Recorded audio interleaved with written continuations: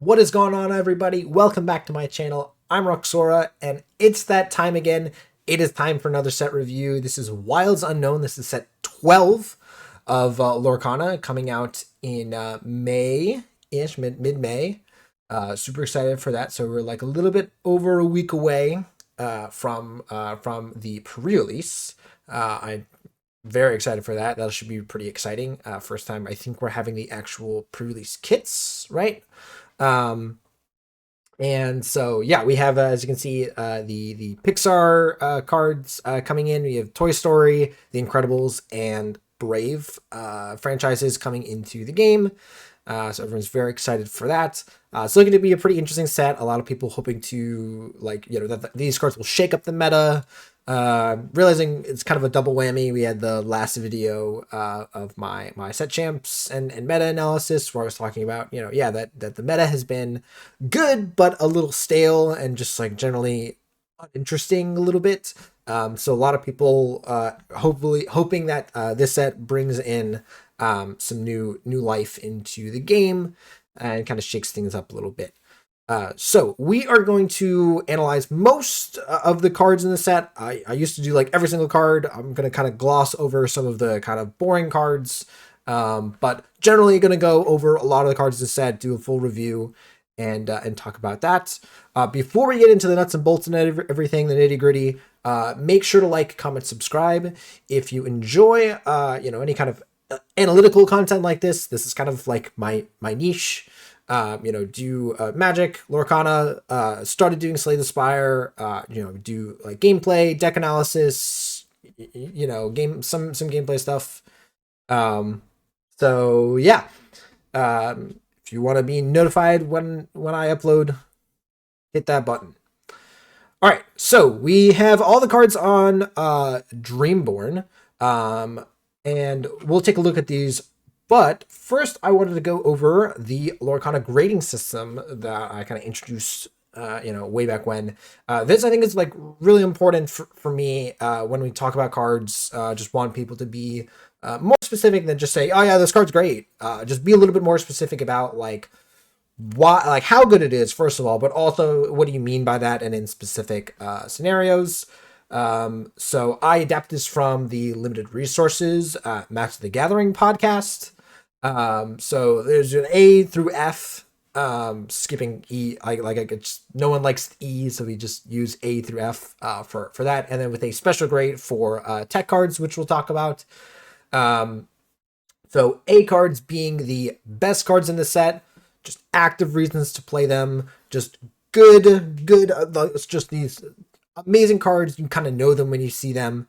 So you can see here I have some examples of like Demona, Diablo, like Angel. Obviously, like most decks in the current format play Angel and Demona if they are able to.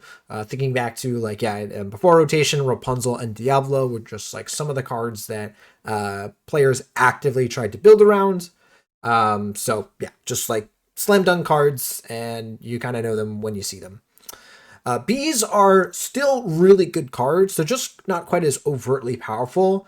Maybe they're more specific. Maybe there's a drawback. They're just kind of like, they're really, really good. They're just not quite to that A level. Again, sometimes I do like A minus or like B plus or things like that.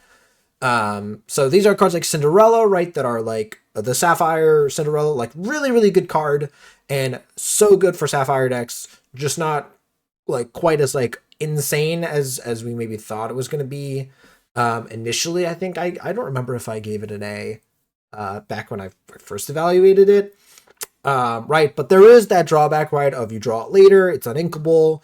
Cheshire Cat, right, fantastic card, just not quite as like insane as Demona, right? It's like clearly on a lower tier.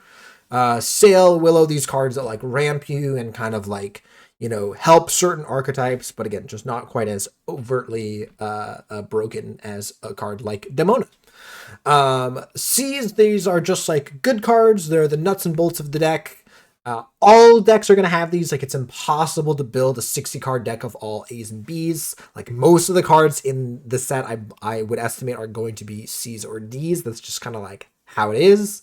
Right. So like Captain Hook, right? No one is like dunking on on anyone for including Captain Hook in the deck, but also it's not this insane card. No one's like freaking out over you playing a Captain Hook turn one. Right? Clarabelle, right? It's mostly there for the shift. Develop, Ursula, right? These are cards that just like you need a certain amount of these in your deck. You're gonna have them there, and they're good. They're just no one's freaking out about them. D's, however, are like poor cards. They're just like overcosted, slow filler cards, just like not quite good enough. So like Dalmatian puppies, and I know some people like been laughing about like space cows in the last set. Right? Again, these cards aren't like the worst cards you've ever seen, but they're just not quite good enough, and you're probably better avoiding these. Fs, however, are like actively terrible. No reason to put them in your deck. They are like actively bad. I don't know if we've ever really seen a card that's like you play this card and it actively hurts you, but like it's just like some of the worst cards that you've ever seen, probably. So again, I love to dunk on Dinglehopper for some reason, I guess. Like it just like never saw play since set one. And yeah, just like I've never seen it in play and just love to crap on this card. So yeah, Dinglehopper sucks. Moana's probably a better example, the one that banishes Taka. Right? It's just like Taka has never been a card in play that often, so Moana's just like really not good enough to play in that scenario. So yeah, you just like, right, these are just like really bad cards and you should not play them. So then we move on to like tech cards where Lorcana does not have sideboards. So like this is usually where like people would put sideboard cards. But since we don't have that, these are more cards that are designed to be played against specific things. So in the past, we had the Poison Apple and Sword of Truth, the cards that kind of banish specific card types. You really haven't had these cards be super relevant ever. There's just like never been a meta where these cards have been important enough. We now have had like Horseman Strikes, which is like the closest example. Like I think even before, like I wouldn't really put Horseman Strikes in the tech card category. Like banishing evasives is wide enough of a category that I'm like okay with it. Um, but yeah, Horseman Strikes and these cards are like better. Is a better example of these types of cards, right? Where Poison Apple, like even if we were in a meta where princess characters were everywhere, this card's uninkable and it would still be kind of difficult to play. Whereas Horseman Strikes is inkable and just like in the meta where we had genies and Elsas everywhere, it has become a pretty effective anti-meta tool. So yeah, that's just kind of like what that is. It's just like it's a more specific card. It's not terrible, right? In the situation where you play the card and it is used or you meet whatever condition is met, right, it becomes a decent card. Yeah, so that is the grading system. So when we talk about like why a card's good and bad, that's what I mean. I also wanted to take a quick moment to talk about quadrant theory. Again, this is not like a full like theory or kind of heuristic lesson, but I want to briefly talk about that before we get into talking about cards. All right, so this is from a creator, Brian Wong. I don't know if they created it. I don't even remember really like who like first talked about this, but this is quadrant theory. So this is a method of kind of evaluating another method of evaluating cards in a in a qualitative way, where you kind of talk about, is the card good early, is it good late, and in what scenarios. So when we talk about like good cards, like cards are good because they're good at multiple things. Usually a card if it's only good at one thing, it has to be really, really good in that one scenario, which we'll talk about, right? But again, being good at only certain things affects how good the card can be. Whereas if a card is just kind of good in a lot of different scenarios, that's going to help a card out much more. So the quadrant, right? You see the quadrant here, just early, meaning development, or while you're behind, or while you're ahead, or in a board stall, or I also use the term at parity. But yeah, this is this is kind of the four parts of the game in which you kind of consider cards and say, okay, in the beginning of the game when we're first starting out, like how good is this card? What about when you are miles behind your opponent? What about when you are winning the game? And then what about when, you're just kind of even and you're playing out the game? So let's take a card like Genie Wish Fulfilled, right? Wish Fulfilled is great at most of the parts of this game, right? While you're developing, it's really good. You play it out, you draw a card, so you get more resources in your hand, and you've also added an evasive body onto the board that can quest or can sing and can do whatever.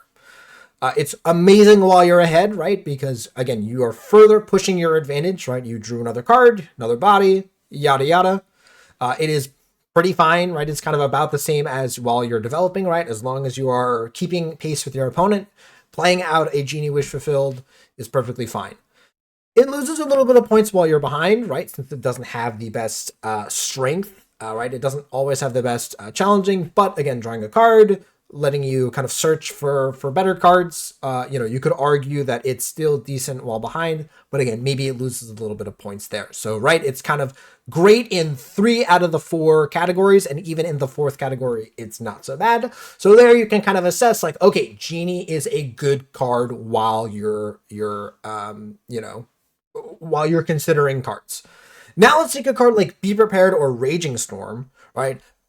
Both of these cards are pretty bad while you're developing, right? They're in your hand, it's early in the game, you don't have enough ink to play them, right? I think that's pretty self-explanatory.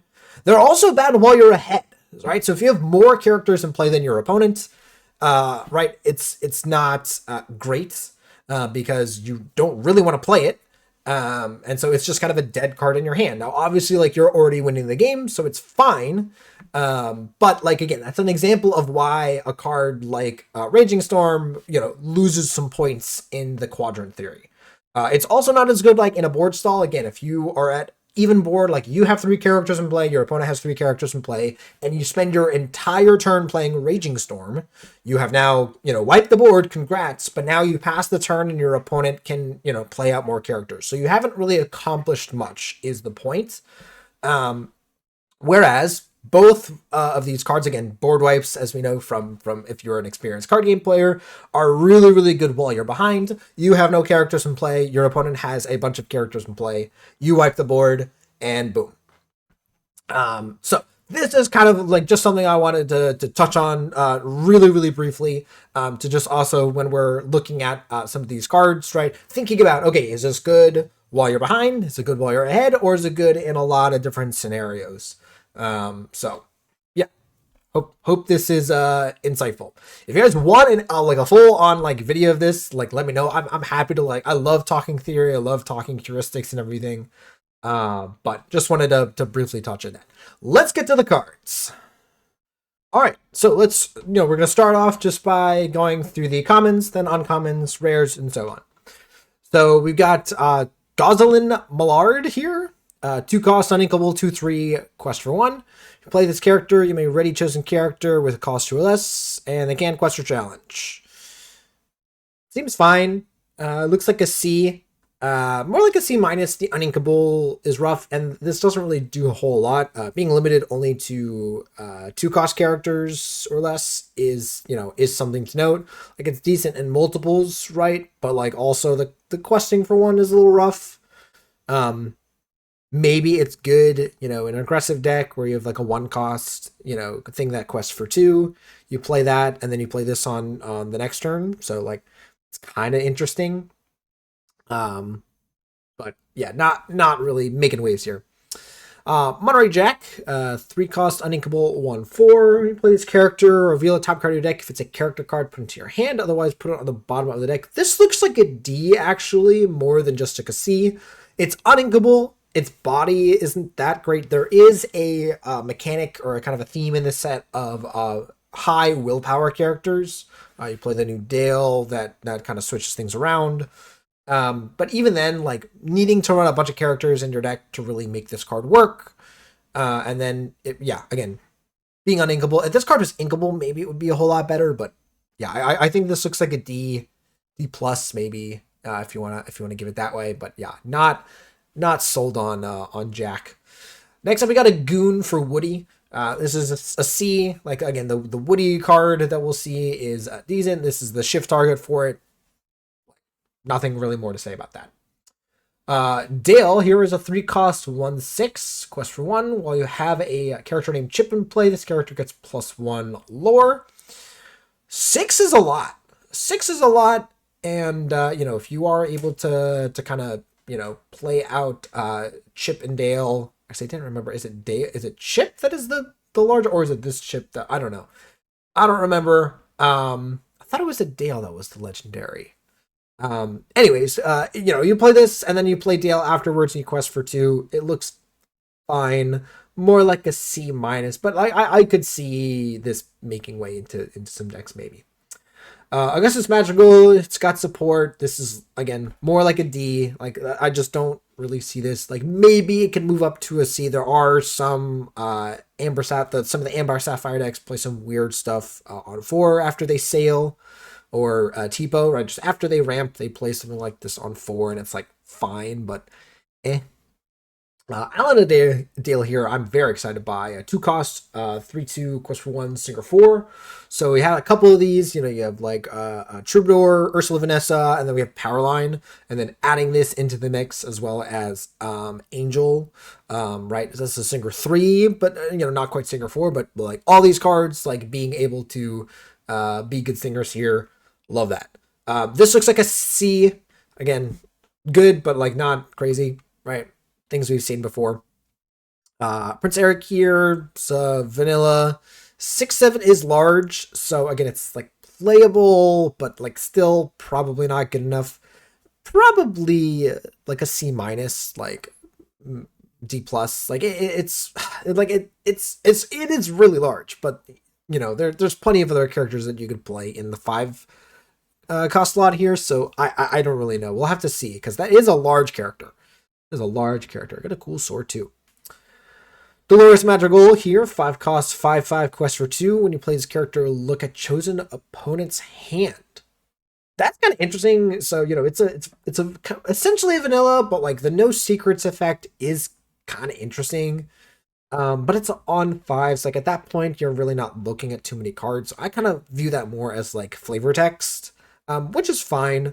So yeah, this looks like a D. It's just, again, not quite getting there. Bullseye Loyal Horse, 3-cost, 4/3 quest for 1. While you have a Woody or Jesse in play, you play 1 less to play this character. So interesting. So if you have a Woody on 1, you can play this on 2 pretty easily. I wasn't really thinking about this, but like that's kind of cool. And then it's also a 3-cost for singing, so it's essentially like an angel, like a Singer 3 that you can play early. Cool.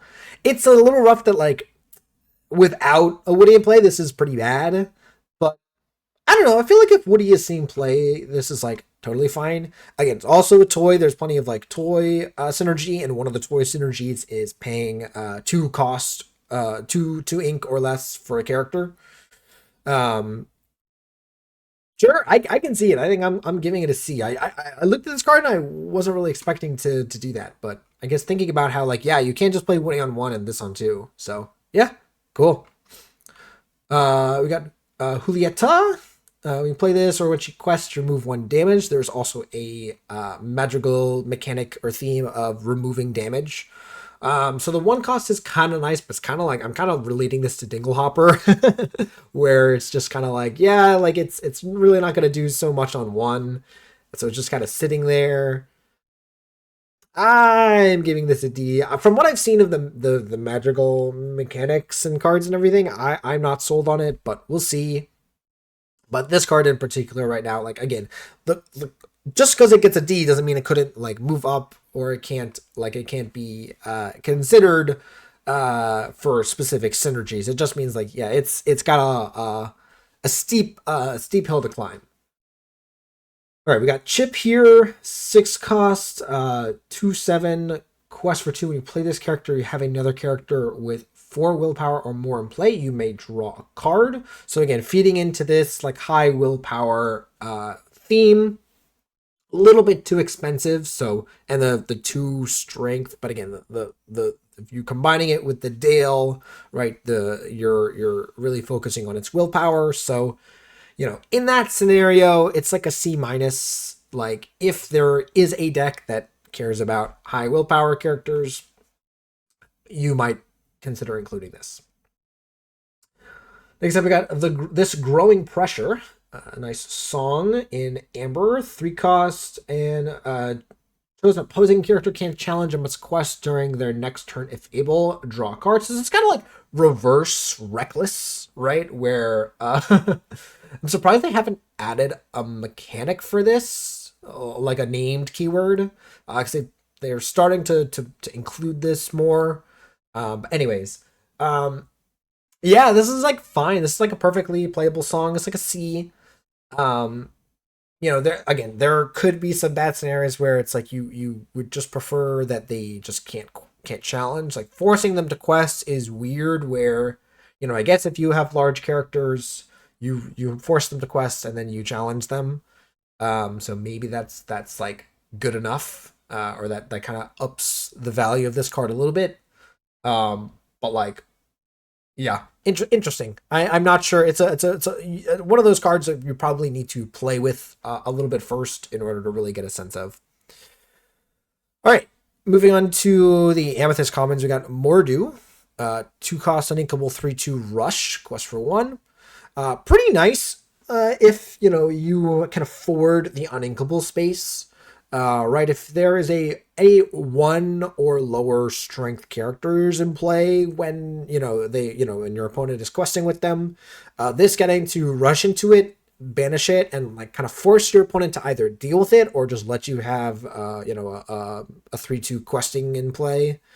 So C, like it's fine, right? It's perfectly playable card. Again, the uninkable is rough, but I see nothing wrong with this card. We have the new Seven Dwarves cycle here. So we got Bashful, Grumpy, Sneezy, Happy, and Sleepy. I'm gonna skip over these. I think like besides this one, like all of them are fine. Like Happy is a C. This is also a C. These are worse since they're more expensive. I mean, 3/6 quest for 2 evasive, fine. All right, these are all C minus D level cards. Like, yeah, they're all fine. This one is a little bit better where it's when it's banished. If you have a 7 dwarfs or a princess in play, you can draw cards. So it's a little bit like an improved Diablo. Again, if you are doing the 7 dwarfs thing, maybe it's playable. All right, next up we got Alma Madrigal. Quest to move 1 damage to an opposing character. Or from chosen character of yours. So interesting that they are changing the keyword or changing the moving damage to character of yours. Maybe they thought it was too complicated, or I don't know. We'll see if they put that on more stuff. Anyways, it's fine. It's a C. I don't think there's an Alma Floodborn, right? So like, yeah, there's like, it's fine. It's a little bit more awkward because you have to already have characters in play. Like you have to have a character in play that can challenge and this, and then you have to have both of them survive. So it's a little rougher. It might be more like a C minus. Frozone, 2/2 evasive. C. Moving on. Will o' the Wisps. Will o' the Wisp, not wisps. It's one singular wisp. This is a good one. 1 cost 03. Quest for 1, and when it's banished in a challenge, you return it to your hand. So, kind of an improved hey.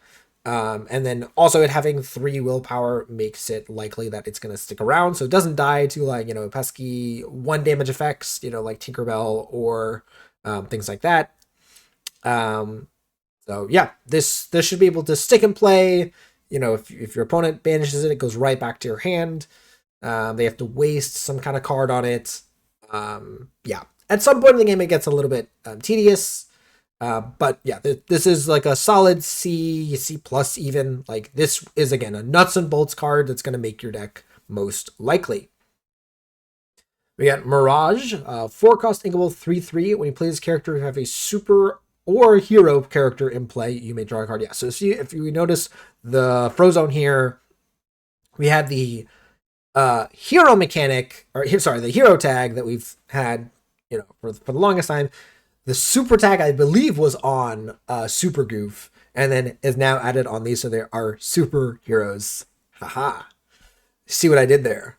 Anyways, I'm sorry. It's decent. We've seen 4 cost 3/3s that draw cards. This one only quests for 1, so it's a little bit worse. Maybe the requirement is a little bit easier, but eh, more like a C minus D. But it's playable. Like, it draws a card. It can't be that bad. Louisa Madrigal, 1 cost 03 quest for 1 Challenger 2. C plus, great kind of effect. Again, not quite as good as something like Captain Hook, but pretty good into Captain Hook, right? It can banish Captain Hook and survive, and it's got a high willpower for moving damage and things. So yeah, cool. C plus. Super relocation program. 4 cost action. Return chosen character to yours in your hand. If you returned a hero character this way, draw 2. So this is like really weird, where you don't have to return a hero character to play it, but you only draw 2 cards if it is a hero. This seems like a D. It's just kind of too slow. The fact that it's not a song, like, again, I'm not demanding that this be a song. It's just like, this is too slow of a card, really. Unless the hero or the on play effect that you're getting from bouncing something is that good, I don't anticipate that being good enough. All right, Emerald. We got Merida. It's a ward character. A shift target for the Floodborn Merida. C. We got the triplets here. Evasive character, also a C. Good enough. We got kind of an Olaf recolor here in MacGuffin. C. Again, not spending too much time on these kind of run-of-the-mill cards. Kind of the same thing with Todd here. 5 cost, 5/4 quest for 2 evasive. It's fine. It's a more like a D. The 5 costs, you kind of want some extra willpower. This dying to Thunderbolt, he holds Thunderbolt, is rough. So yeah, unfortunate. We move on to Helga Sinclair.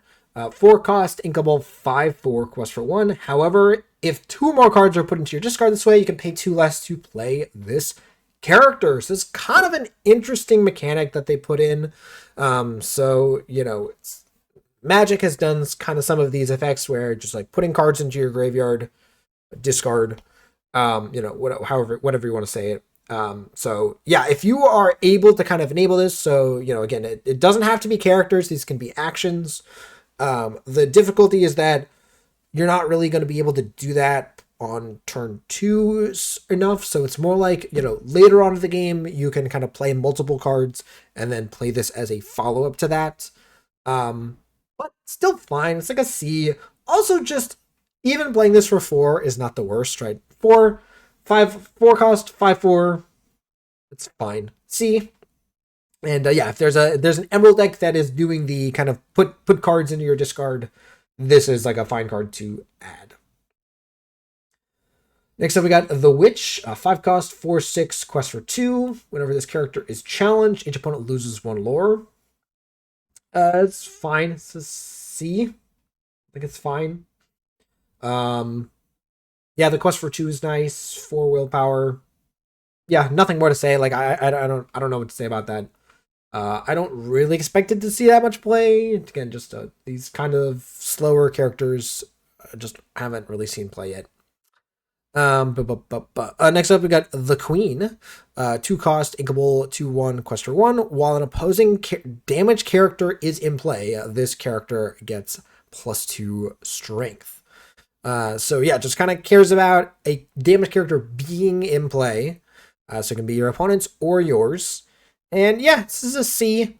It's a 1-drop, like, never bad. It's got, all the kind of tags that you would expect from the Queen. I don't think we have a Floodborn or anything. We do have, like, the card that cares about having a bunch of queens in play, but again, who cares? But you know, again, there are some cases where you can play this, and then your opponent quests, and then you play a damaged character like a Mulan or something like that, and you just get to snipe their character and kind of have that surprise factor. So, again, not raving about this card. It's fine. Shift target for Buzz. C. We have a Floodborn coming. Next up, we got RC. Very interesting card. One cost 3/2. So you're already like, wait a minute, what? A quest for 2. However, can't quest or challenge unless you pay 1. So you have to pay 1 each time. Right? So, you know, it's more like, you know, you play this on 1, on 2, you pay 1 to quest at this, and then you can play another 1 cost. You can play another RC. Right? And then that kind of like, you know, is this kind of downside is lessened as the game proceeds, as you have kind of more flexibility to kind of pay the cost, and so on. Notably, it's also just like you play this, and you know you can just like you have a 1 cost deal 3 on a stick. Right. The fact that this is an overstated character just like adds so much to it. So yeah, I think this is a C plus even. Like, I think you will absolutely see this card in play. This is like definitely something to think about when deck building. It'll be interesting to see exactly how that affects things. Next up, we got Joshua Sweet. So this is another version of Flynn Rider. Its stats are reversed, but I believe otherwise it is exactly the same. And that card was a C plus. So this card should be no different. If there's any kind of green or emerald, aggressive deck, that will be pretty decent in it. We got Sabotage here, 3 cost, inkable, banish chosen item or location, and all other items or locations with the same cost. This is a tech card. This is the perfect example of a tech card. Again, you know, it's inkable, which is nice. I'd be interested to know how often the like same name part comes up, but we will see. But yeah, tech card and nothing more to say about that. Merida's Bow, uninkable item for 2. When you play this item, deal 1 damage, and then you can pay 1 and banish it to deal 1 damage again.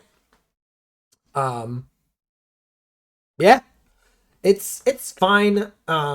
These uninkable damage effects, like especially the ones that only deal, 1 damage, have not seen play so far, and I don't really expect them to.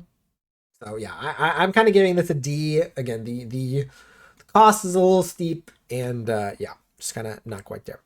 Goon for Mr. Incredible, D, or sorry, a C. All goons are the same. Kind of the same for Lyle. This is also a shift target. Pegasus here is kind of interesting. It is expensive, but it is big and evasive. So C. If there's a deck that wants this, it's there. Audrey Ramirez, 1 cost, uninkable 2/1 with rush, quest for 1. Again, kind of like the previous guy, the Mordu, but the 1 willpower means that it's really not likely. So this is kind of just like a fire the cannons, but only for for exerted characters. So I kind of look at it this is like a D. Unless you're really wanting to be challenging, like Ruby does want to do that, but like really not sold on this card. So yeah, I think a D is kind of where I'm leaning towards. Next up, we got Milo Thatch, 4/3 quest for 1 for 3. During your turn, if 2 more cards are put into your discard, +1 lore. Fine, but really not selling me on the discard stuff. Like, this is not one of the cards that I'm looking for when I'm like, ooh, I want to build this deck. Maybe it's a curve filler, but for now, I think it's just a D. Next up, we got Preston Whitmore, which is an enabler for this mechanic. 5 costs, 4/6, quest for 2. When you play this character, you put the top 2 cards of your deck into your discard. So again, you can kind of see the kind of wheels turning here of like, yeah, they kind of want you to play something like this first, then play this and mill 2 cards. But again, I'm not putting this card in my deck unless I decide that this card is really, really good, which I have not. So yeah. So this is definitely like a D as well, unless, again, you're really digging heavy into this mechanic and you find that card worth it. Next, I've got Jingle Jangle. I'm gonna laugh every time I hear that. Two cost for 2/3 during your turn. Whenever one of your other toy characters is banished, chosen character of yours gains evasive until the start of your next turn. So it's only during your turn, but it lasts through your opponent's turn. So I guess you can like, again, the toys are either like you're playing a bunch of them and you're banishing a bunch of them, or you're like, yeah, you're kind of doing that kind of stuff. Um, yeah. So, yeah, you kind of want to be killing off your characters, whether it's like banishing them or, you have cards that banish them for you. Is that good enough to, and it's multiple times.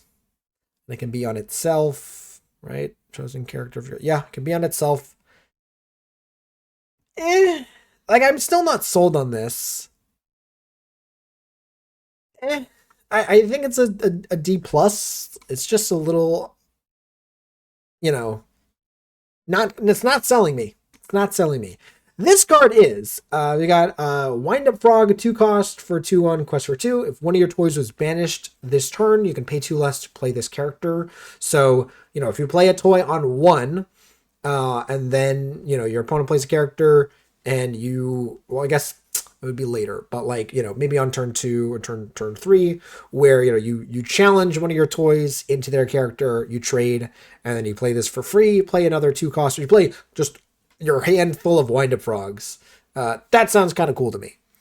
um so yeah, I like this. C plus, even, like it's even just fine to play by itself, so I like it.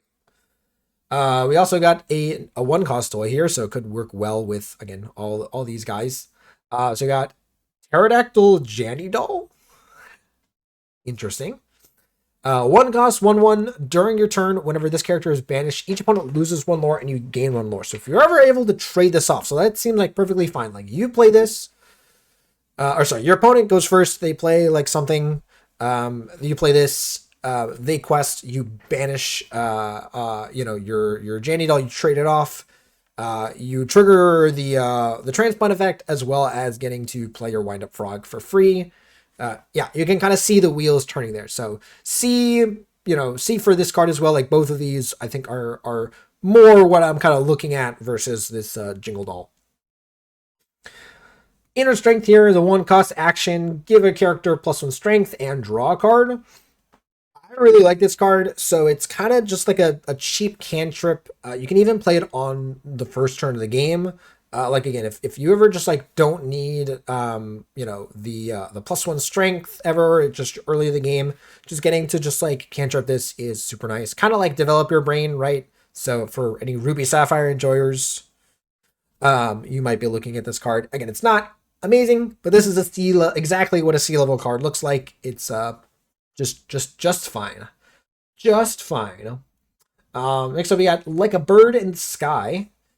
2 cost inkable song. Chosen character gets +1 lore and gains evasive until the start of your next turn. So I believe, forget, it's like You Can Fly or whatever it is a very similar card, and this is just a upgrade to that, right? I think it's the same cost, but you get the +1, and I believe does the evasive last longer? I don't remember, but anyways, this is like fine. I've not really seen these effects be too successful, but it's playable. So I will give it a C. Just I think like it's a fine card to exist. Again, for the kind of both for the aggressive decks, or just like for decks that want to be putting cards in your discard, you need these kind of cheap cards that you can just kind of flurry out. So yeah. Next up, we have a very interesting card in Dangerous Plan. It is 1 cost, very similar to Inner Strength, but it is draw 2, then discard a card at random. So not really the most consistent card, right? You might discard the card that you were hoping to play, but if you don't, it is a very powerful enabler for, again, this discard mechanic, because it counts the card itself, right, Dangerous Plan, as well as the card that you discard. So just by playing 1 Dangerous Plan for 1 ink, you have enabled all your cards, right? This is a much more easy enabler for this type of strategy, again, than something like Whitmore here. The difficulty is that randomness. Maybe it gets less effective later on into the game. Um, Maybe we decided like this isn't consistent enough. Like you just get screwed over too many times by this card. I don't know. But definitely something to be looking at. So I'm gonna give this a C. I think it's worth trying out. I've seen people include it already, and we'll kind of see where it lands. We have a shift target for Robin Hood, a kind of Olaf effect. We have the Captain of Sherwood in the game that has not seen a ton of play because the shift targets that exist in steel or in other colors just like are not good. So now we actually have one that is playable and kind of is a positive effect on the game. So yeah, C plus. Great to see that. Prince Charming here is a thick boy. I'm sorry. I didn't mean to come at that way. Anyways, yeah, it's a playable card. C. Moving on. Uh, we got Fauna here, support character. We've seen this kind of effect before. C. Wonderful. We got Mirabelle Madrigal, removes damage. This looks like a D, just not quite good enough. Syndrome here, 4/3, quest for 1. It's got the villain tag and inventor tag as well, and it's got alert, the new alert keyword. Again, there is a syndrome, Floodborn, so yeah, could see some play. Again, and this being an alert character that can kill Genie should be just fine. Again, a C level card, assuming you want to play this. You're fine playing this on 3, or you just you want a shift target for syndrome. All right, next up we got Kita. 2 cost, 2/3 that reduces strength on play. Again, there is a shift Kita in the game. It is also like a more the Floodborn character is a late game control card. This I don't really anticipate seeing a lot of play because there's just like not a lot of reasons to include this in control decks. And then in kind of other decks, it's just like, okay, like, are you really playing a 2 cost, 2/3? Unless you're really planning on shifting. So I'm giving this more of a D. It's just like, it's just a little bit more of an awkward card. I think they just wanted to include a shift target for Kita for limited purposes, and yeah. Next up, we had Gadget Hack Wrench, 2 cost, Inkable 04, quest for 1. When this leaves play, you return an item from your discard to your hand. I don't want to give this an F, but I'm kind of leaning towards it. It's a D minus, absolutely.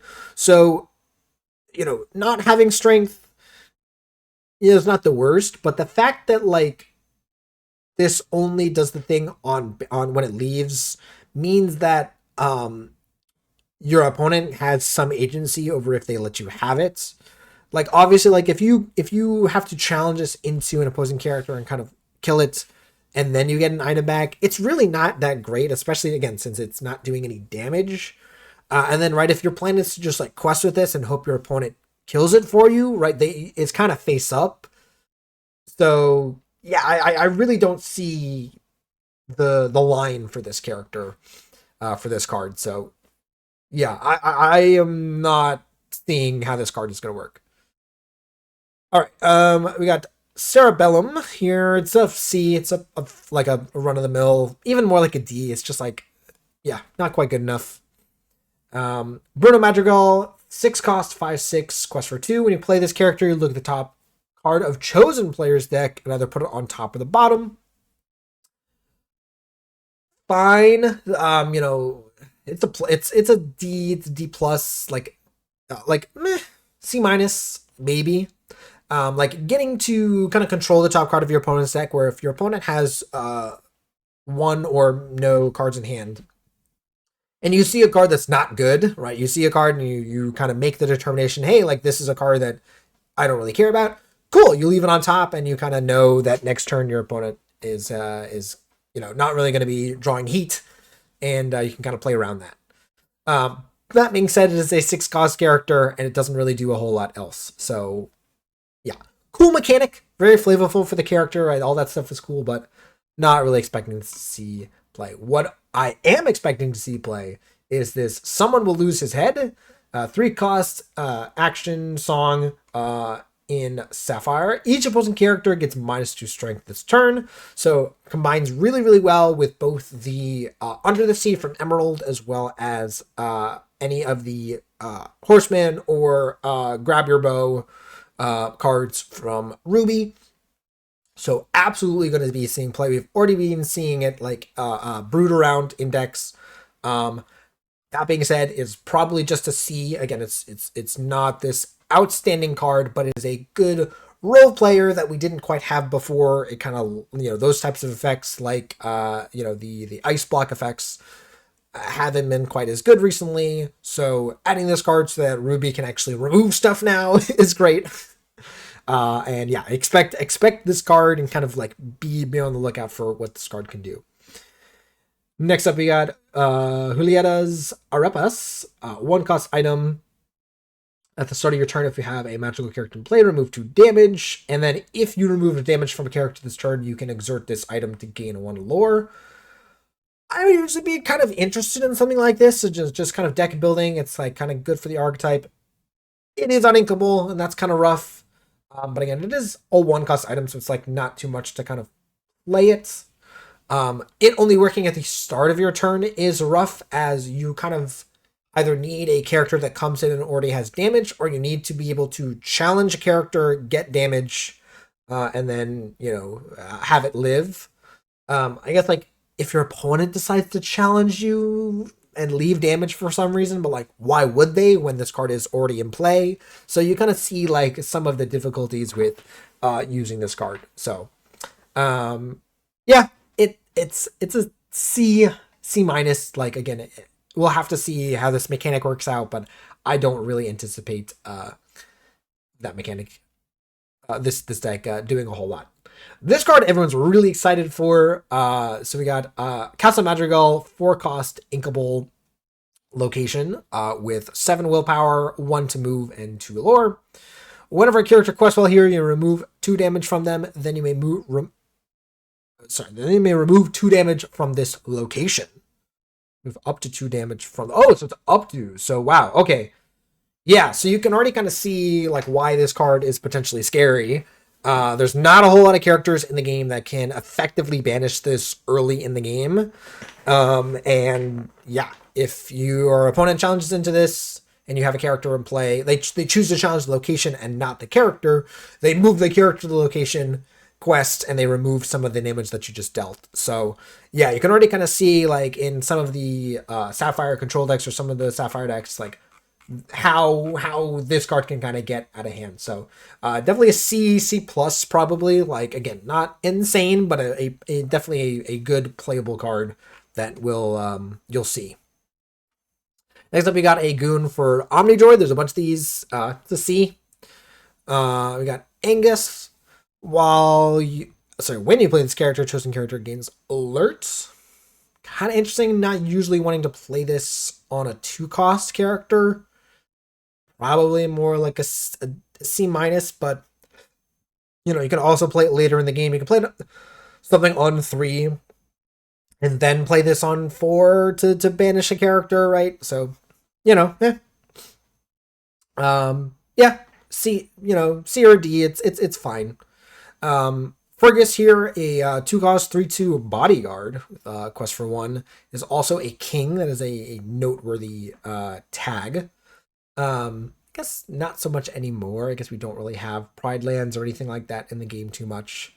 But, an early bodyguard, so like, we missed Simba and cards previously. I think this is nice where it will likely kill the character that challenges it, but also it's not going to stick around for forever.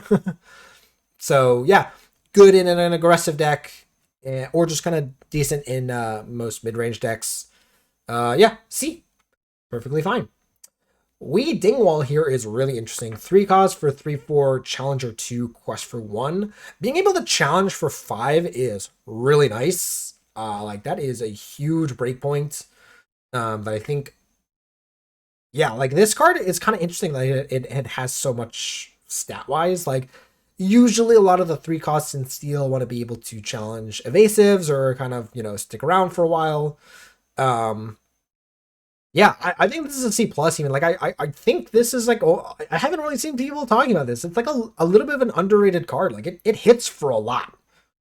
And the 4 willpower. This card hits hard. And it really doesn't ask much of you. Yeah. C plus. I like this guy. Next up we got Incrediboy. 2 cost, 2/3, quest for 1. When you play this character, if a hero is in play, gain 1 lore. So we'll have to look and see if there's any 1 cost hero characters. I think there are, like again the Woody and some of like the other characters. There was the Mr. Incredible, Robin Hood. So okay, there's plenty of 1 cost heroes that you can play, and then it also counts as shift for Syndrome as the story reasons. So yeah, I love it. It says spoiler alert. That's really funny. Yeah, so looks like a C, perfectly playable card, good shift target, and yeah, plenty of things to enable it.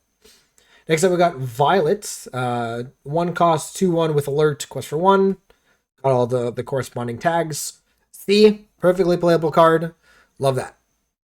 We got Mrs. Incredible here. 2 costs, inkable 1/1 quest for 2. When you play this chosen character, gains Challenger 2 this turn. It's kind of interesting that this is on an aggressive character. So like maybe like again you play this on the draw. Your opponent again just like before, your opponent plays a character, you play a 1 cost. They play they quest with their 1 cost and thinking that it's gonna live, and then you play this, challenge their guy, and you have this left over. Not really sold on that. It's highly specific, but it's like fine. Um, it's a C again. It's a shift target, and it's like maybe. It's got a relevant on play effect. It quests for 2. I just worry about like how often are you playing this and actually using that effect. We will see. Probably another one of those cards that you're gonna have to play around with before. We got Young Macintosh here, 3 cost inkable 4/2, quest for 2. You might look at this and say, oh, this is pretty reasonable, but unfortunately you have to contextualize it in, again, coming from the previous set where we have Angel. Angel has been a over dominant effect on people's deck building and kind of things. So playing this and then going into the turn where your opponent could be playing an Angel and immediately kill this is pretty rough. Aside from that, it's like decent, but yeah, while there's an Angel in the format, this is looking like a D. It's just unfortunately not something that I think you can really allow yourself to play when that card and other cards like it exist. So you're just gonna have to be aware of that. Next up, we got Fat Cat.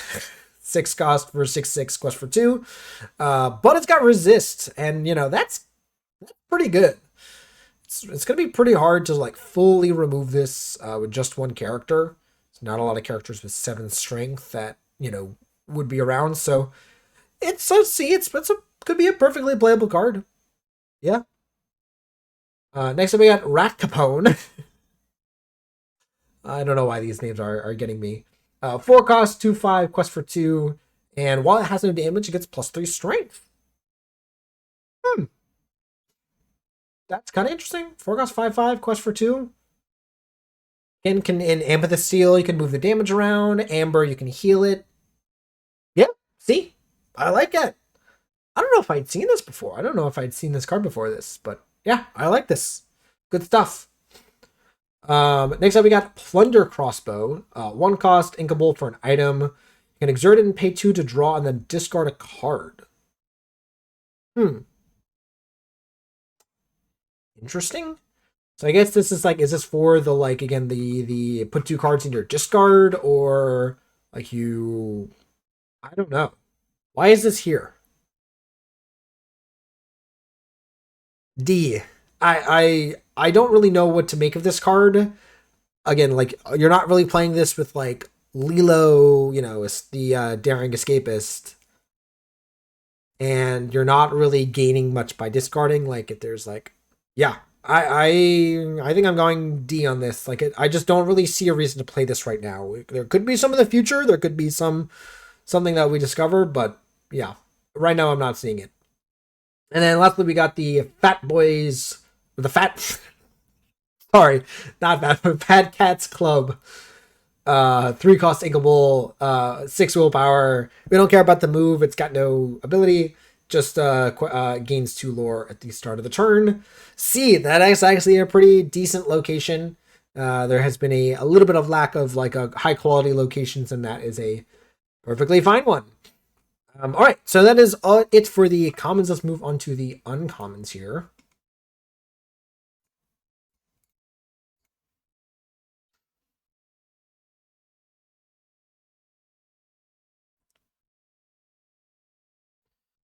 All right, so we got Pedro Madrigal. Enters play with 1 damage. So there you go. There's like a enabler for the kind of damage moving, and then when you play this character, if you have another magical in play, you can remove 1 damage from him. So like again, I guess like the magical cards, like they care when or if you remove damage. So this like comes down, and if you have a magical already, just is immediately enabled. Even then, it's like still a C. Like it's a 2 cost 3/2 inkable, right? You know, perfectly fine. So yeah, C, yeah, really not too much more to say about that.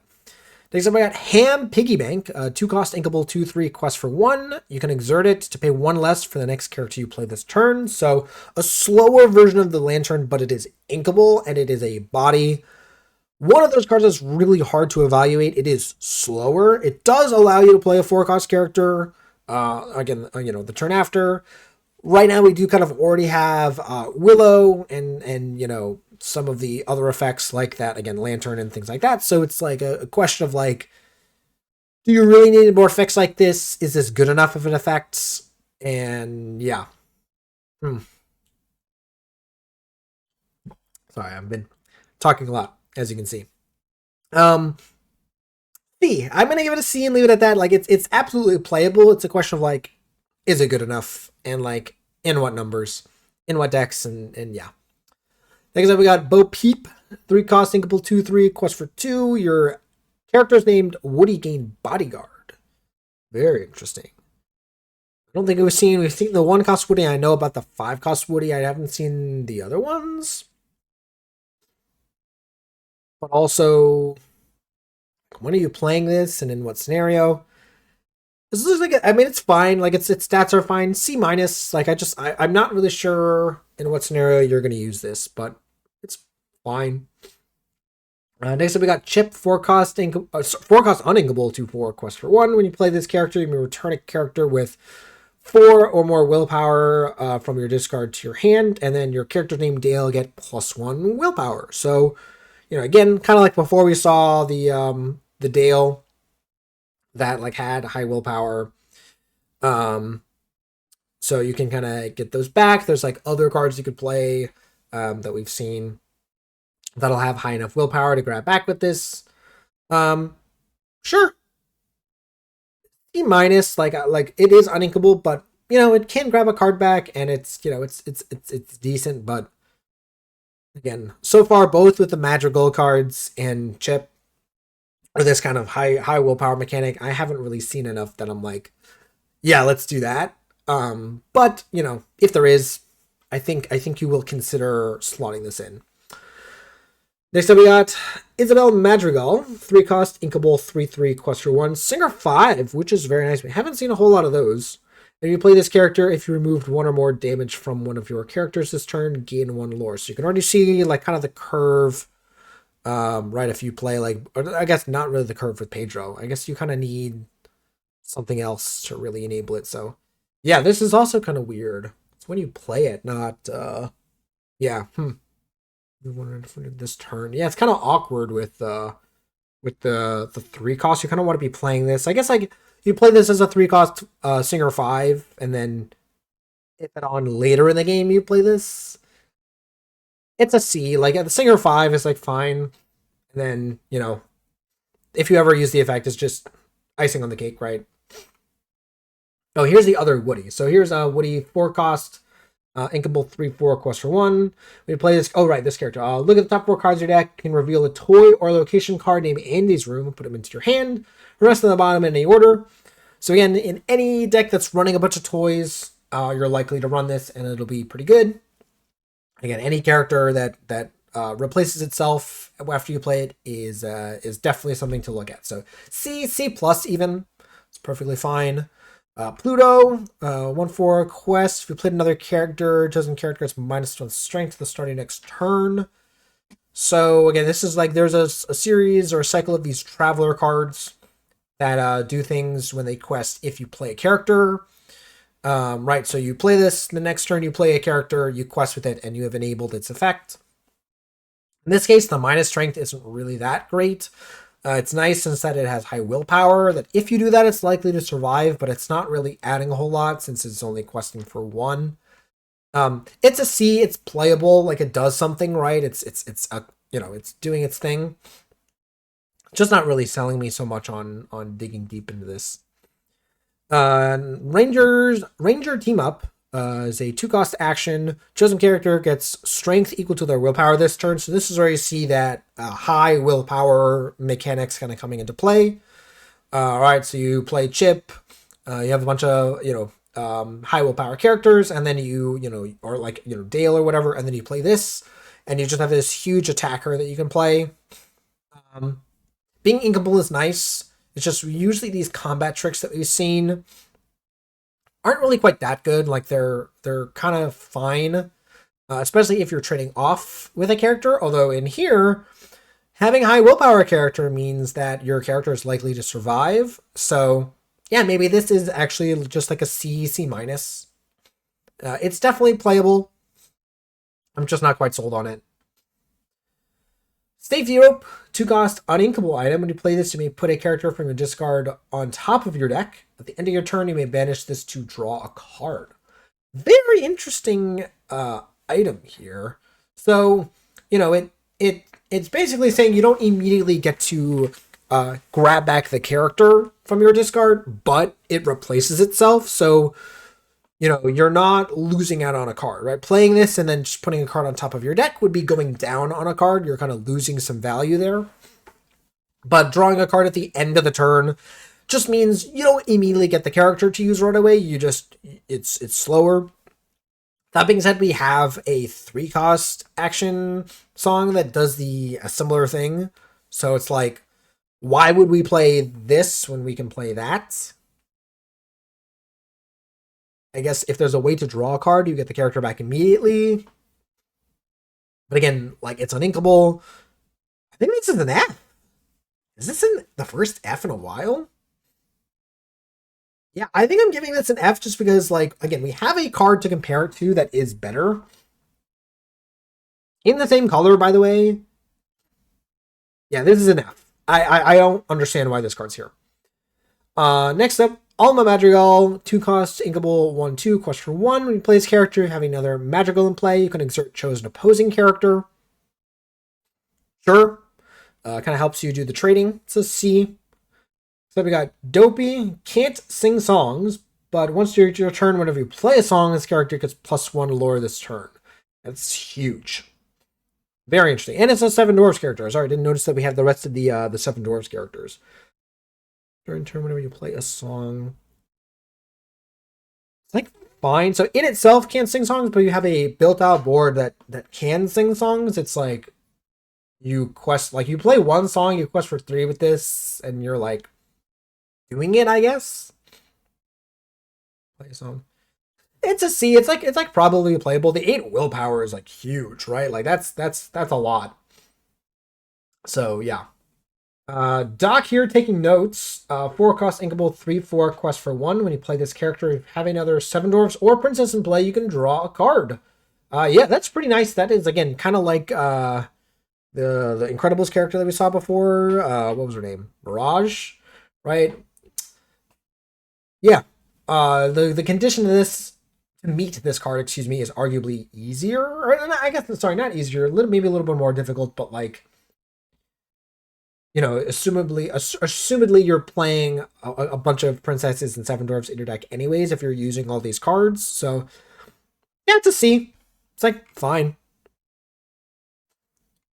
Violet here, 3 cost, inkable for 2, question 1 with evasive. When you play this, you can move 1 damage from chosen character to chosen opposing character. So interesting. We did not see, we saw the previous, magical cards.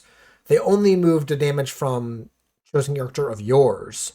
Interesting that this one is different. I don't know why they did that. But okay. We'll just kind of go from there. This card having evasive is nice. However, again, we talked before about the difficulties of 2 willpower characters that cost 3, especially coming down just before Angel. So kind of knocking this down a point. This is more like a D. I don't really anticipate this seeing a whole bunch of play. Next up, we got the triplets, but in animal form. I'll be honest, I haven't seen Brave. I probably need to watch it after this, but yeah. 3 cost uninkable for 2/3. It may enter play exerted, and then at the end of the turn, if this character is exerted, chosen opposing character can't ready at the start of their next turn. So this is like a really cool mechanic that we're starting to see where the character, some characters you can have them enter play exerted, but you get an extra effect if they're exerted at the end of the turn, or I guess while they're exerted. So yeah, if there's no character on the opposing side, right, you just play this unexerted. If there's one character in play and you can say like, hey, I can play this and stop a character from readying, that's pretty strong, right? And you can kind of lock down a character every turn, as long as again this stays alive. Yeah, this looks like a C. Like it has its problems, like again being uninkable, and again needing to exert and kind of all of that stuff, but I can see something like this seeing play. Maybe not this exact card, but I like this mechanic of exerting the character and gaining an effect for exerting. Again, kind of moving away or trying to avoid any kind of play patterns of play out a bunch of my characters, never exert them until like I'm ready to win the game. This kind of encourages the game. This is a game design mechanic that I could talk about of like you want the card design to push the players towards the end goal. You want cards exerting, you want cards questing, you want cards to be able to be challenged and all these things. So making this mechanic encourages people to exert the character and encourages your opponent to challenge it and so forth. And so it just kind of naturally pushes the game forward through the game mechanics. So good design, just it might not be the best power level wise. Again, maybe because of the uninkability. Next we got Eleanor, 4 cost, inkable, 3/4, challenger 2, playable, C, nothing really more to say about that. Here's another traveler. This one draws card when it quests if you played a character. Classic amethyst card. Is it good enough? I think so. I think depending on, again, also we have to think about like post rotation too. Like again, the set will be in the game post rotation in a little bit. But yeah, this looks like a C. So like a perfectly fine card. Yeah. Next up, right behind you, 3 cost inkable action. Draw a card if you have a 7 dwarves character and a princess in play. You can play a 7 dwarves character for free. So a little bit of a high bar to meet. But if you are able to kind of, go like, I think I've seen a video of someone going like 1 cost character, like 1 cost dwarf, 2 cost princess, 3 cost, play this and play a gigantic, one of the dwarves that we saw here, like the dopey or something like that. So yeah, if you get that off, like obviously that's really powerful, but aside from that, it's like rough. But like thinking about like what happens when you don't do that, this is an inkable card that also can cantrip. It can also just draw a card. So if you're ever like, hey, like I need a different card, play this, and you just like draw a new card. It's not that bad. So I'm gonna give this a C. Like I'm giving it a C not because I think the combo is particularly powerful. It's just the downside of you drew this and you don't have both of them in play. You can always just ink this, or you can always just play it in cantrip. So yeah. Next up we got Super Suit. 2 cost, uninkable item. You play this if you have a hero in play, gain more lore, very similar to some of the stuff that we've seen. Exert and pay 2. If you have played a hero this turn, draw a card. That seems a little bit too expensive. Like the first part is kind of interesting, but the suit up clause, I'm wondering how often you're going to use that. So yeah, I think this is a C minus. Like this is more like a D, maybe a D plus. It just I don't really see this seeing a bunch of play. I know there's the right there is the I'm forgetting the name of the character, but the Elma, right? That does the super suit stuff. I think there's a card that cares about the this particular card, so maybe. But anyways, I think otherwise it's just a D. Okay, then we have Lord MacGuffin, 5 cost uninkable, 6/4 quest for 2. You may this character may enter play exerted. So as we talked about this mechanic to deal 3 to chosen damage characters. So again, like love that kind of added benefit of like, okay, it is a decent character on its own, but then you can play it exerted to do an extra effect. I really like this mechanic. Yeah, is this good enough? It is uninkable, but it also just does some damage. But also coming in exerted and having 4 willpower. I'm leaning more towards like C minus. Like I do think you could put this card into your deck, but I wonder if it's just not quite as good. But maybe if you play this and you immediately banish the character with it, like you have a 1 strength character, you poke something, you finish it off with this, and then they don't really have anything that can like effectively challenge this. Like that seems pretty decent. So yeah, cool. Next up we got Gaten Moliere. 4 cost, inkable, 2/5, evasive. When it quests, draw 2, then discard 2. So again, enabling that, kind of put 2 cards in your discard. Looks like a C, like perfectly fine card. Speaking of Peter Pan, 3 cost, 3/3, quest for 2. C, cool. We got Donald Duck, which is a traveler that has your opponent discard a card. C, right? Like again, perfectly fine. Yeah, I kind of like the that you have to quest with this in order to make them discard. Yeah, and you also have to play another character. So like there's enough going on that I'm not worried about this like discard mechanic being too popular. So yeah, cool. We got Lyle. That is a 2 cost 2/2 quest for 1. You play this, you may draw a card, then choose and discard a card. So again, and then at the end of your turn, if 2 more cards are put into your discard this turn, each opponent loses 1 lore. So if you play this after you challenge and trade off with a character, and then you play this and you draw and discard a card, you have enabled the dirty tricks thing. Again, how good is that? Maybe you play this later on in the game. Again, there is also a shift target for Lyle. So yeah, this is a C. It's like a fine card. Again, it's mostly thinking about the Floodborn stuff, but yeah. Next up, we got the Huntsman, ward character, C. So perfectly fine card. We've seen those every once in a while. We got Strange Things, 4 cost, inkable song. Up to 2 chosen characters can't quest until the start of your next turn. So pretty good. If there's any 4 cost things, you have that again the Alanadale and things like that if you're playing like Amber Emerald. The fact that this draws a card is super great. Yeah, I think this is a C plus even. Like I like this card. I think that card can do some things. We got Buzz's Arm. If a character named Buzz Lightyear was banished this turn, you may play this item for free. Ooh. And then you pay 1 less for the next action or item you play this turn. Okay.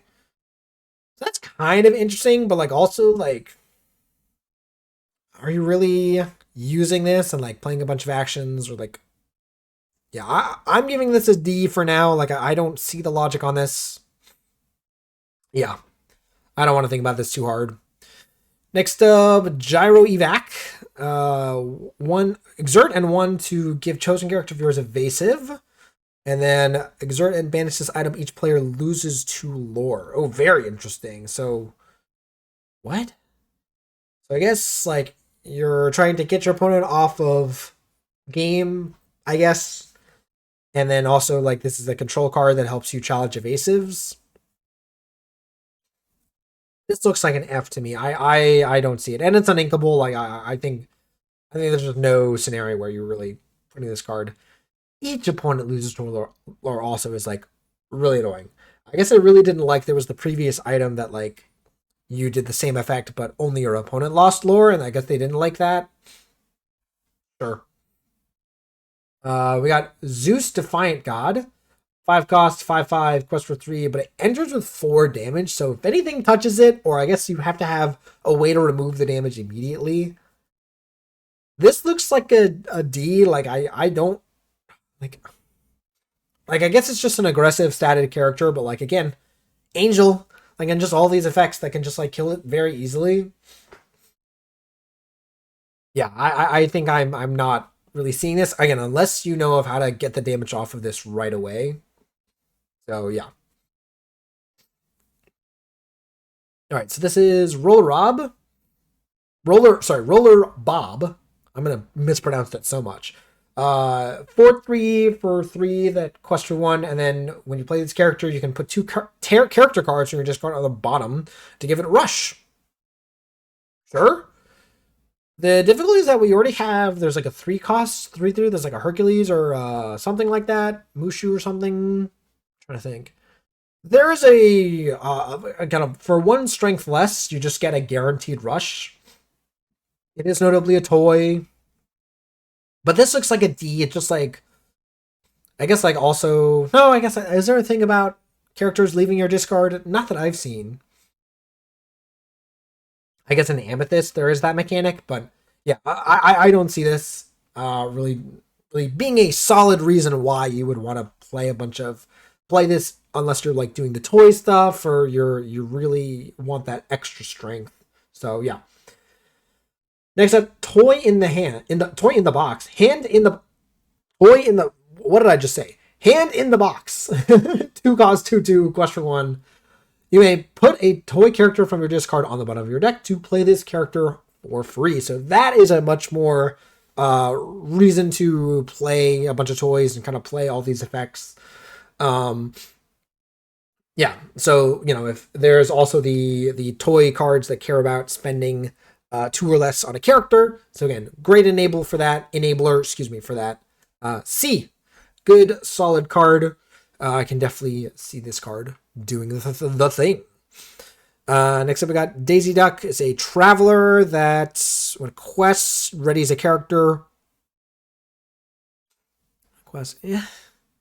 Ready another chosen character. It could ready itself. That would be kind of interesting, but I think it's the D. Just really not what I want to be playing. Cooper here also a D. Or Copper. It's 2 P, right? It's only 1 O, so Copper. Again, I don't even remember. I don't think I have seen the franchise where this is from. D, it's just a little too expensive. Jebediah Fransworth, 2 cost 3/3 with evasive and reckless. The reckless is, the 2 cost 3/3 is nice. Like having evasive, I think hasn't been super relevant at the moment. So yeah, right now there's not really a good reason to run this, but it's fine. I'm gonna give it a C. Like it's just like right now there's not a real reason to run an evasive card like that, like hater like this. So yeah, that's yeah, I think where I'm at. Dash, 5 cost uninkable, 6/5 with rush. Quest for 1. This is very similar to Maui. It is uninkable, but it is very similar to Maui and it can quest. So it is not, there's this concept of strictly better or strictly worse. This is not strictly worse. This does quest. So you can, play this challenge immediately, or like, again, the problem with Maui was you drew it when your opponent had no characters and it was useless. Right here, you can at least play it out and have a character that can quest. So yeah, I like this. C plus even. Like I'm looking at this card when I'm building decks. So yeah. Firefly Swarm is a very interesting card that I'm looking at as well. 3 costs, uninkable, action. Banish chosen character with strength 2 or less. So Brawl, right? Is Brawl, but uninkable. However, if 2 more cards are put into your discard this turn, just banish chosen character. So it is a better version of Dragonfire if you are consistently able to activate that effect. Right, the question, as I've been saying this whole time, is just how easy is it to enable that? So yeah, we'll have to think about that. But yeah, C plus. I'm definitely looking at this card and trying to figure out how to enable it. This Amazu Inkcaster looks for locations. It's uninkable. It costs ink to use. I think this is an F. I am not looking at this card at all. All right. We got Merryweather, 4 cost inkable, 4/5 with Ward. This I've already seeing play in a couple of Sapphire decks. Just like you ramp on 2, you play this on 3, and you've got a really troublesome character to deal with. So yeah, C plus. We got Norton, Nimnol. Never seen this card. 3 costs. Sorry, never seen this character. 3 cost, uninkable, 3/3 quest for 2. Once during your turn, whenever you play an item, chosen opposing character gets -2 strength this turn. So again, kind of doing that like item, control thing, or like you can reduce a character down and challenge into it, but once per turn, and being uninkable, like all this, it's a lot. I don't really see this seeing a bunch of play. It's a D. So yeah. Zipper is playable. C. Louisa is a gigantic character that quests and removes damage. So if the magical cards really want to do that, but 7 cost, like I think this is looking like a D. Kashakim, 5 cost for 4/5. End of your turn. 2 more cards are put in your discard. You may put the top card of your deck into your inkwell face down. So a ramp card that is, again, doing the thing. So again, both Firefly Swarm and Kashakim could be making a different kind of Ruby Sapphire, enabling this kind of discard effect. It's playable. It's a C. It's perfectly fine. We got Mini here. When you play this, when this character quests, if you played another character this turn, gain 1 lore. So probably a really good use of the Traveler mechanic, where you play this on 1, and if you play another character on 2, you essentially are questing for 2 every turn with this. So yeah, C, perfectly playable card. Yeah. Salvage Operation. Return an item card from your discard to your hand if you have a character with 4 more willpower in play, gain 1 lore.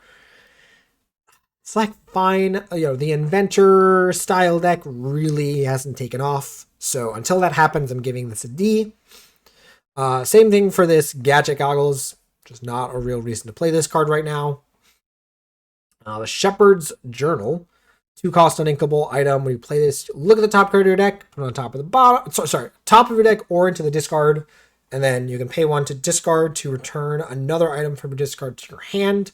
Very similar to, again, these other cards where just like not a really good enough reason. So all these are kind of getting a D, if not an F for me right now. It's just like nothing right now is really incentivizing or good enough to really be worth playing these.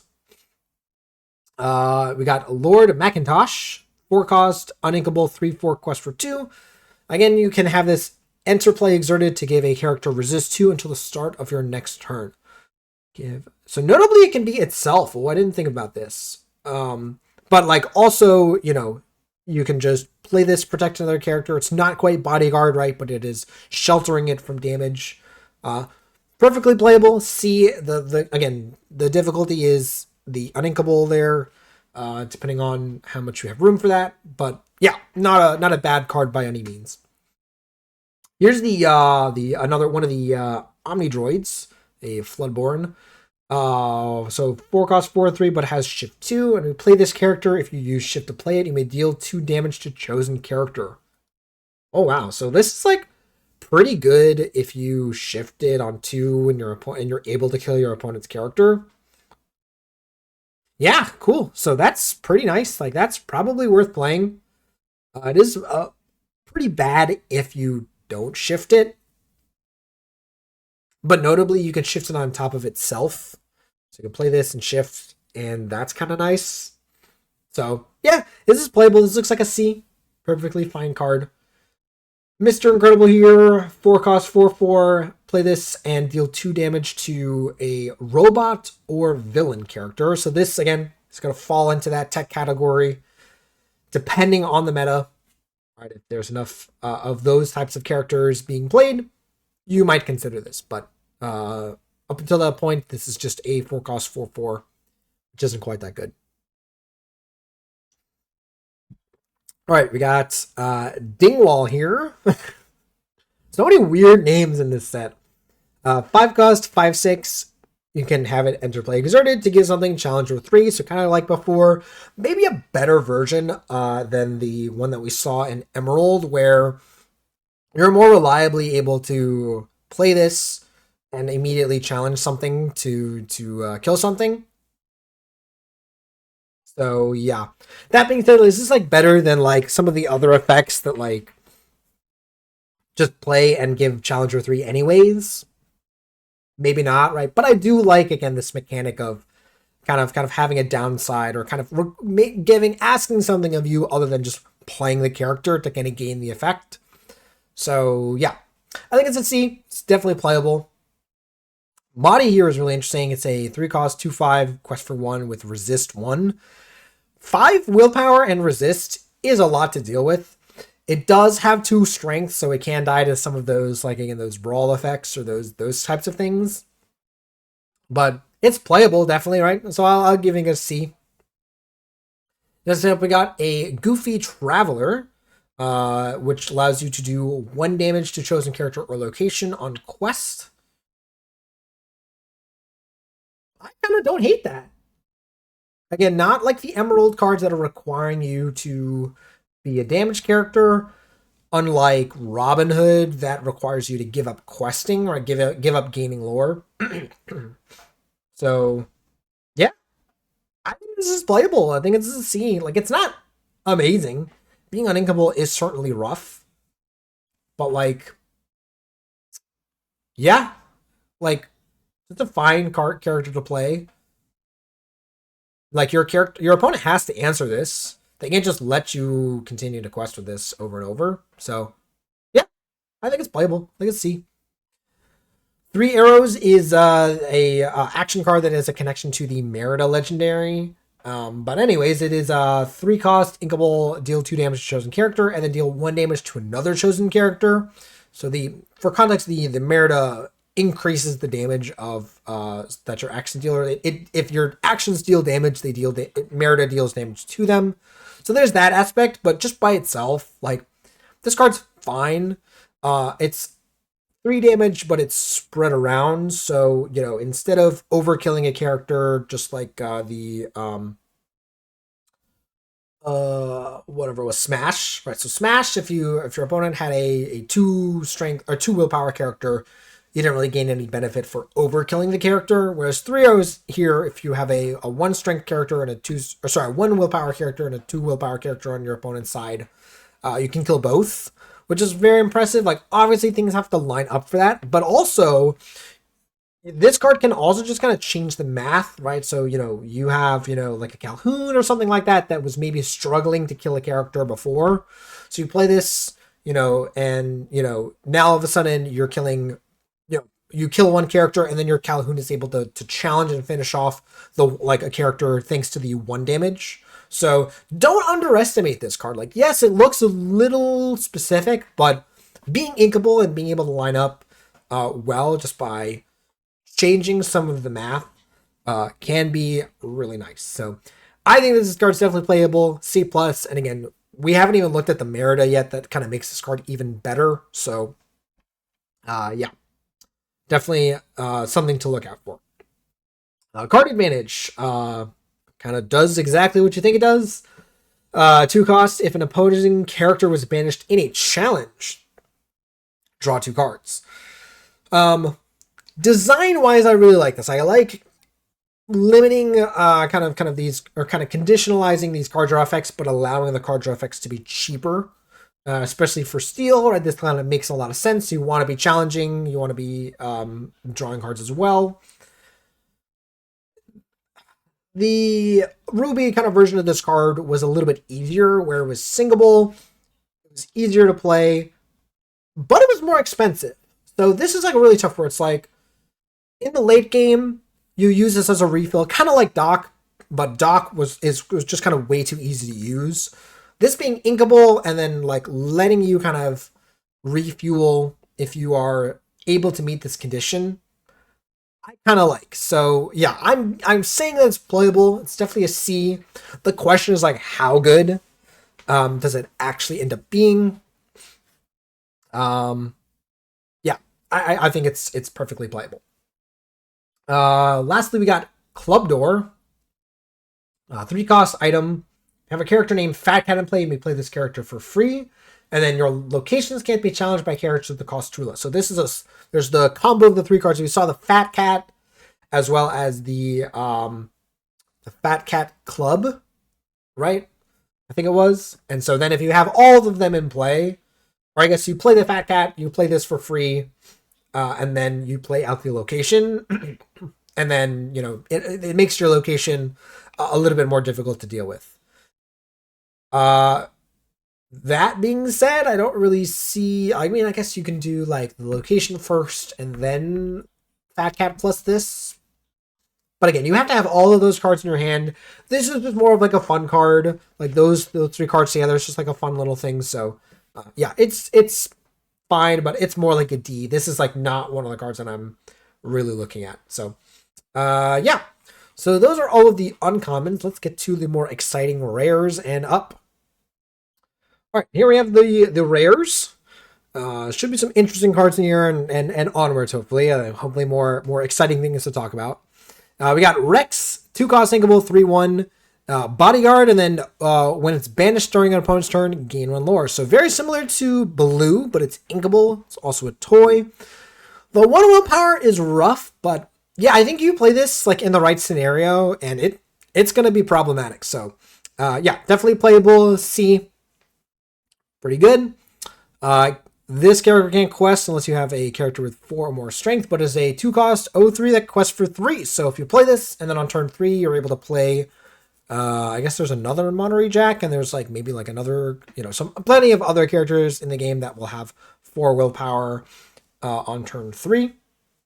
Boom, you got an aggressive quester. So definitely a C. But again, need to maybe see if the high willpower decks end up seeing play enough. Yeah. We have the Aerial Curious Traveler that says opposing character can't challenge and must quest during their next turn if able. So again, as long as you meet the Traveler condition. Can challenge, must quest this turn if able. Pretty interesting being able to protect your guys. If you're able to get this off, early and, just kind of prevent one character from challenging, I guess I can see it. I guess like also in multiples, this goes crazy, right? But aside from that, like I don't really see this seeing too much play. So it's more like a D. It could do something, but like I'm not really anticipating that. We got Isabella Madrigal, Bloodborne, Shift 4. You remove damage from one of your characters, gain 1 lore for each damage removed. So an expensive card, but in the right deck, if you actually enable this and you do it, you can gain a lot of lore from this. It's not once per turn, and it's not just like once per instance of damage removal. It's not just like, hey, remove 5 damage from a character, gain 1 lore. This is a potentially a ton of lore. So definitely a card to look out for, but for now, it's like asking a lot. So my guess is this is going to end up being a D, but you never know. The Prince, we've seen these types of cards before. Aggressive, 1 cost for 2. Yeah, C. Probably C+. Like, it's been a while since we've had a lot of these in the game. So, yeah, cool. Next up we got Metamorphosis. 3 cost uninkable. Shift a character from your discard for free. Crazy text on this card. A lot of people trying to figure out how to use this card, like seeing if you can discard an expensive shift character, gaining that advantage back. Also just kind of useful for like, again, the problem with the Floodborn characters is like You draw them out of order, right? Where you have the Floodborn character out or in your hand or out first, and then you draw the shift targets later. So, this card lets you like play out those Floodborns even if you don't find the cheaper versions. And if they die, right, then you play the cheaper version from your hand. You play this, and you're kind of right back where you wanted to be. The uninkability of this card is really rough, and the kind of narrowness of this. It's not even just like gain a character back or kind of like, shift if you want to. You kind of have to. Sorry, my computer lagged out there. You kind of have to be in the right setup for this. So I think this is looking more closer to a D, if not an F. But maybe you could see some crazy. Again, people are always trying to like make these broken cards do some cool things or potentially break them. Next up, when you need help, just call 3-cost inkable. Song for if an opponent has more characters in play than you can play a character with cost 4 or less for free. So potentially really good if you can enable it and if you have the right build for it. So there's like some of the early singers, like the angel that can come down on turn 1, going second, right? So your opponent plays a character, you play an angel, and if your opponent plays a second character, you can immediately sing this and just slam an expensive character. Not an expensive, a 4-cost character, but still getting to play a 4-cost character early is quite strong. That being said, it is a restrictive in that it has to be 4 less. Your opponent has to have more characters in play. So this is kind of, again, only good while you're behind. Remember the quadrant theory that we talked about. So yeah. So just kind of keep that in mind. That being said, people are already kind of considering it, putting in decks, so it is probably going to be somewhere in the C range. Next up, we got Andy's Room, 3-cost inkable location with 8 willpower, 2 to move, and 1 lore. While you have one character here, they get +2 willpower and +1 lore. So kind of an interesting location where they only want you to have one character there.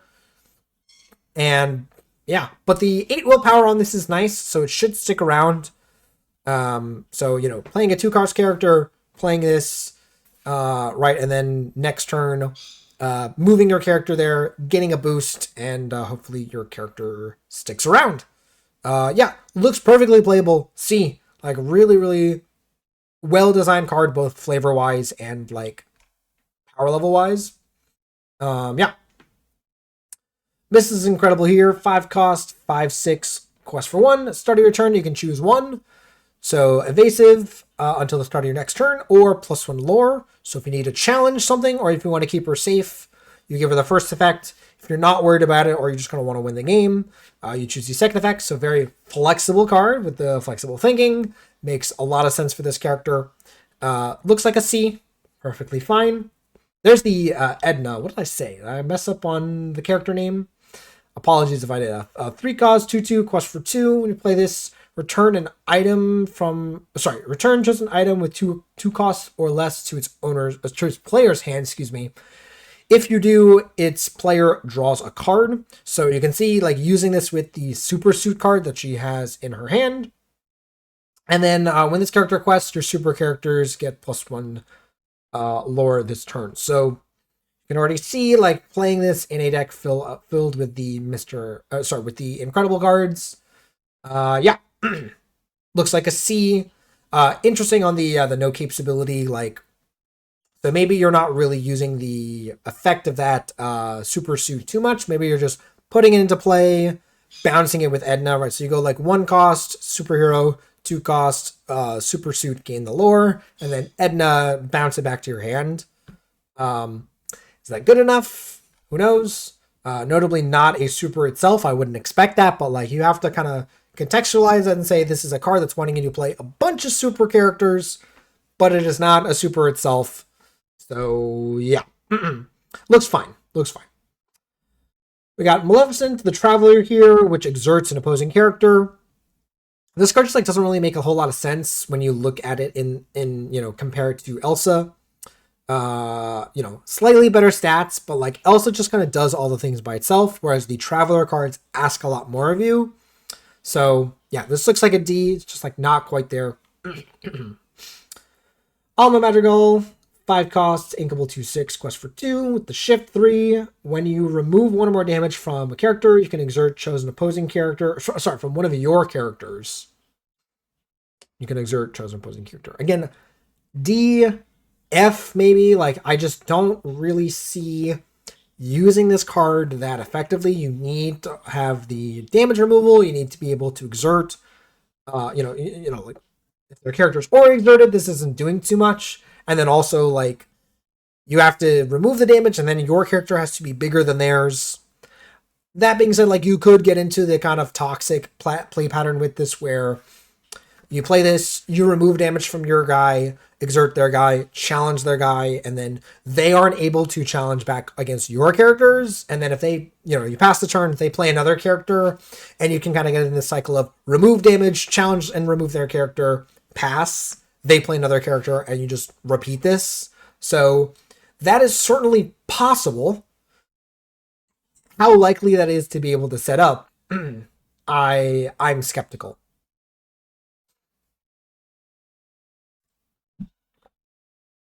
Now, Frozone here is a little bit different, where is a 6 cost, 6/4, quest for 2 with Rush. So already by itself, you can just play this, rush into something.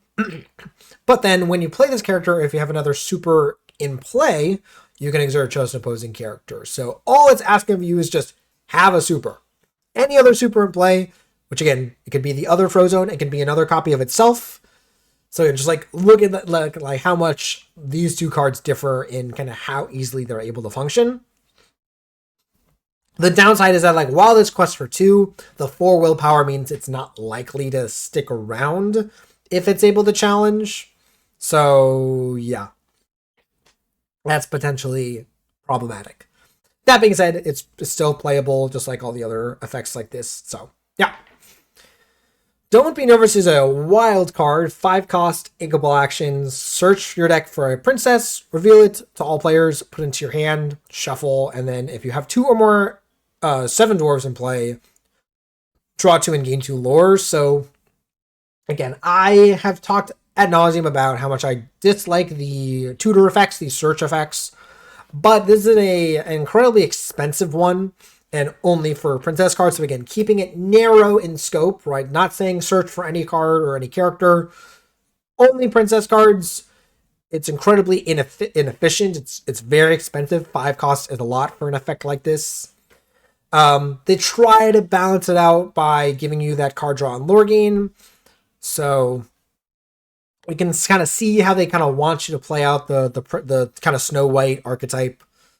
Again, I like that they're trying to make the 7 dwarves and this kind of stuff work. We'll see the Snow White card. I actually do like the Snow White card from this version, but this card I'm not sold on. Again, I think it's a D, probably an F, and I like that. I think it is good. Not all of these cards have to be so powerful.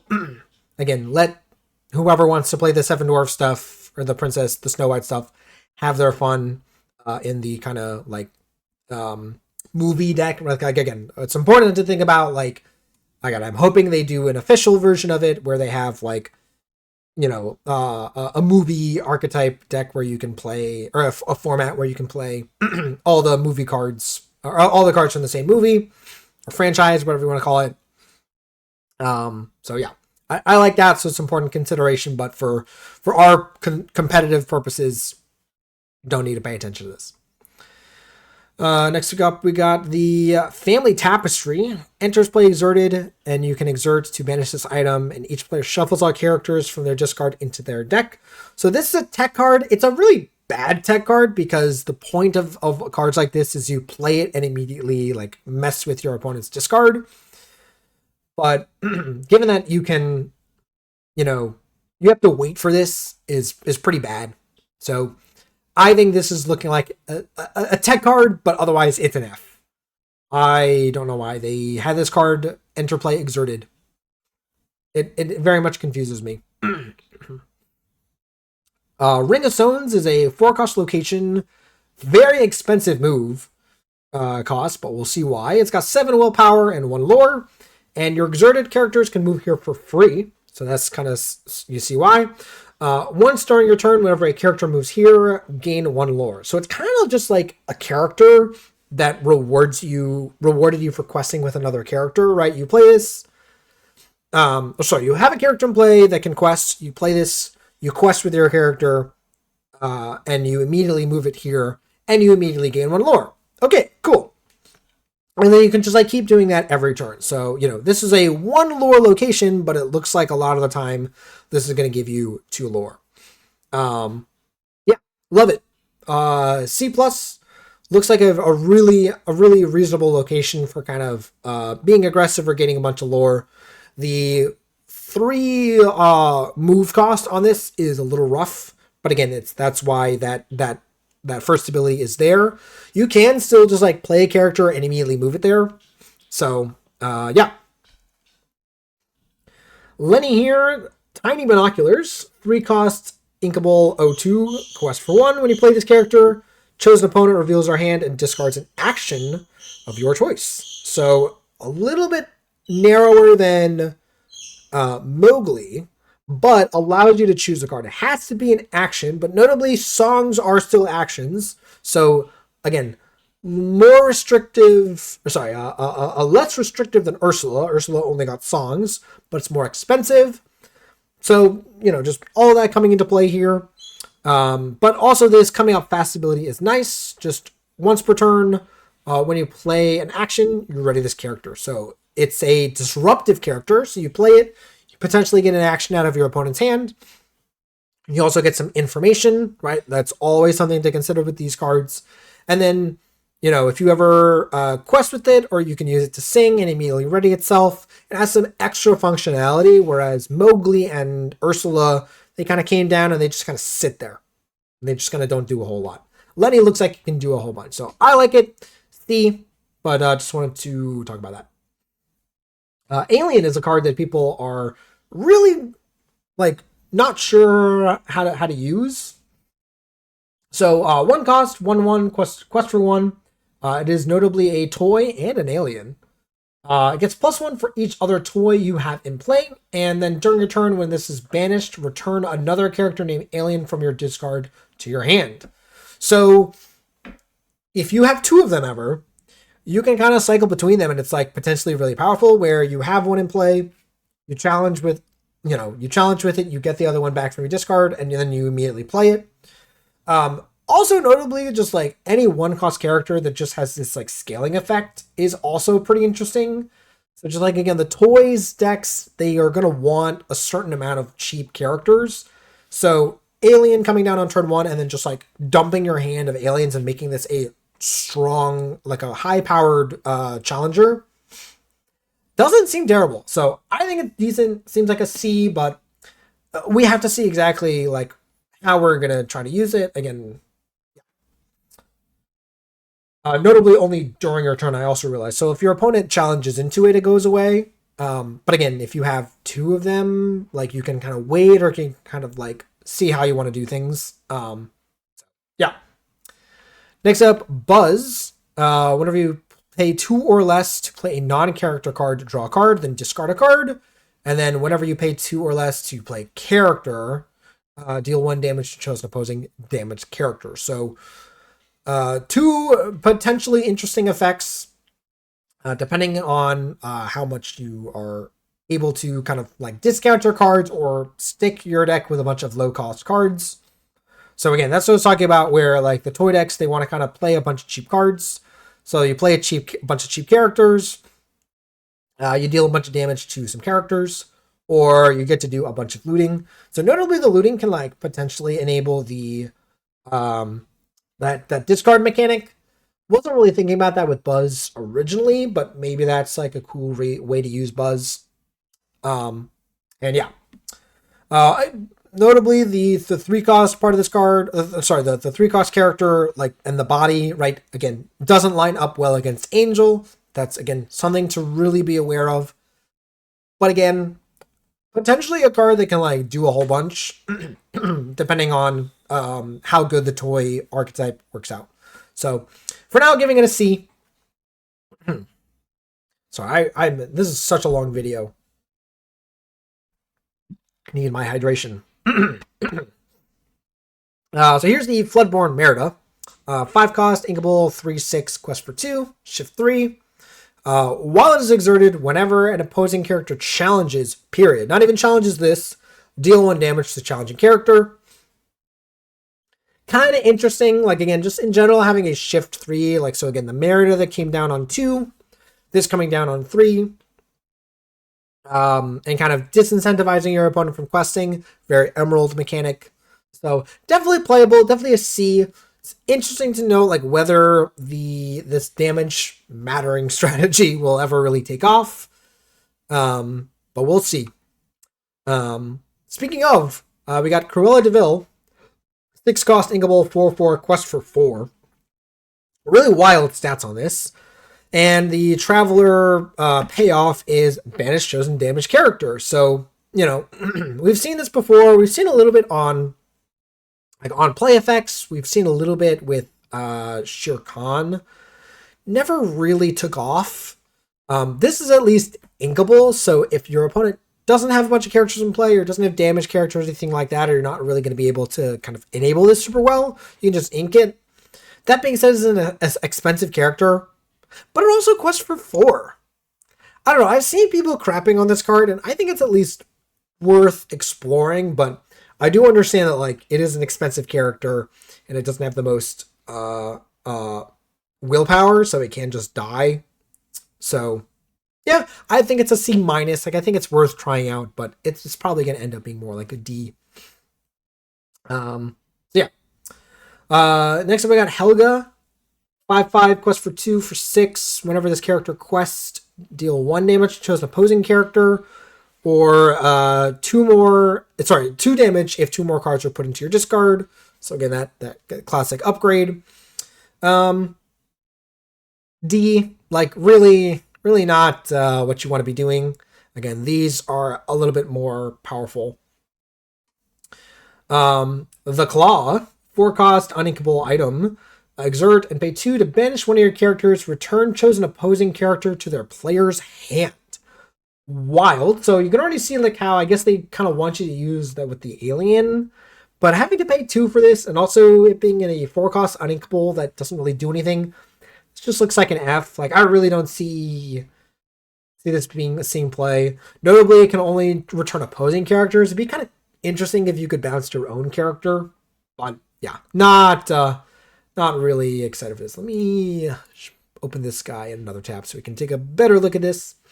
So you got Pizza Planet, 2 costs, location, 7 willpower, 2 to move, 1 lore. Your characters, though, can move here for free, so that's really nice. And then whenever a character is challenged while here, each opponent loses 1 lore. So again, the classic Emerald, mechanic of like punishing your opponent for challenging you.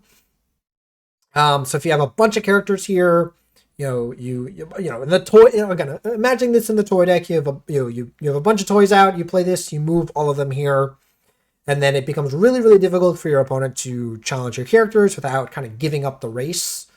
That is assuming that your opponent has lore in play. Assuming you're playing against a more controlling deck, your opponent's not likely to care about kind of the early lore totals, so it's not really going to disincentivize them too much. But depending on the matchup, this can be quite powerful.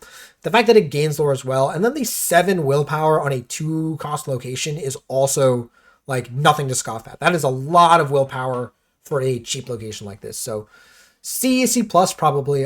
Like they really push the locations in this set. Lyle here. Shift 4, 6/4, quest for 2. When you play this, put the top 2 cards of your deck into your discard. Then you can return an action with cost 4 or less to your hand. So again, enabling that mechanic while also getting you back a card. So you can also shift this and then immediately sing the 4 cost song. So Be King or anything like that, could be good. I'm trying to think of like other. Like Ruby Steel, you can bring back a he holds Thunderbolt. So there's things that you can do with this card that are kind of interesting. So yeah, definitely playable. C. Babyhead here. Hated seeing this character in the movie. Oh my god, this thing gave me nightmares. 4 cost, uninkable, 3/3 quest for 1. Whenever you pay 2 or less to play a card, chosen character gets +2 strength this turn. And then during your turn, whenever one of your other characters is banished, draw a card. So rewarding you for playing a bunch of cheap toys. And then, you have a bunch of cheap toys in play. You buff them up, you challenge with them, and then you draw a card. So again, pretty decent for the toy archetype. So C. Speaking of more stuff for the toy archetype, we got the Bouncing Ducky. 6 cost, inkable, 5/5 quest for 2.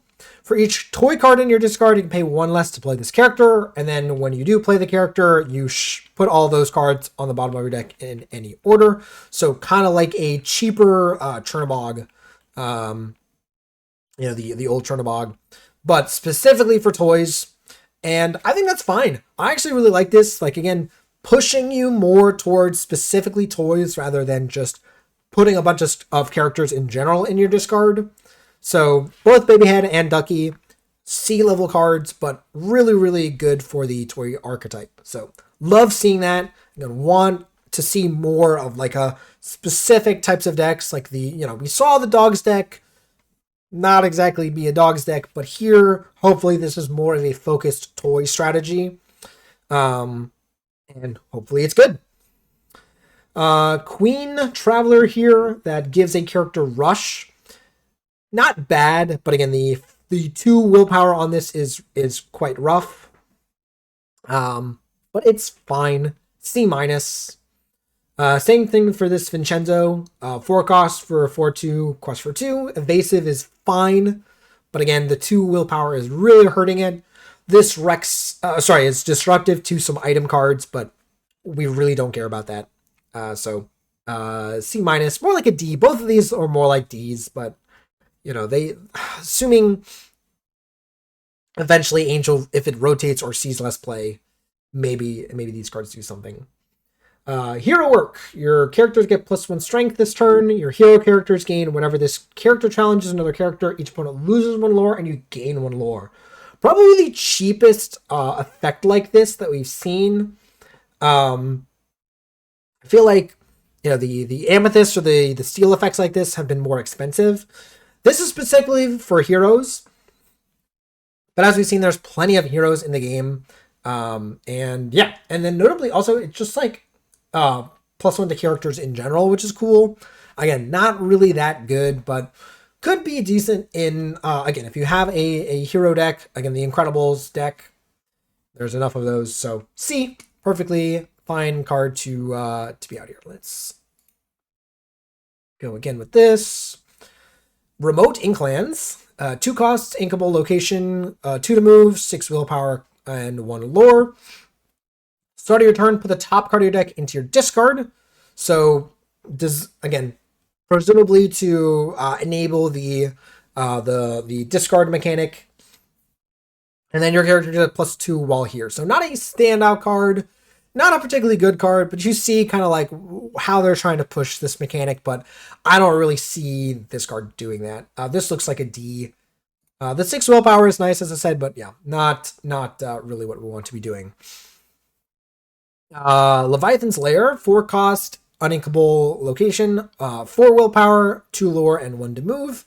And then when this location is banished, each opponent chooses and banishes one of their characters. So the Bee King Undisputed effect, but on a location.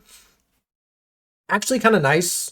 Not only does it remove a character when it eventually gets banished, and by the way, this will be getting banished because like your opponent's not just going to let you gain 2 lore from this, but kind of allowing you to play this, gain some lore, and then like force your opponent to banish one of their characters. So a little bit better than Bee King, but Bee King could have been sung, right? So there's some different synergies there.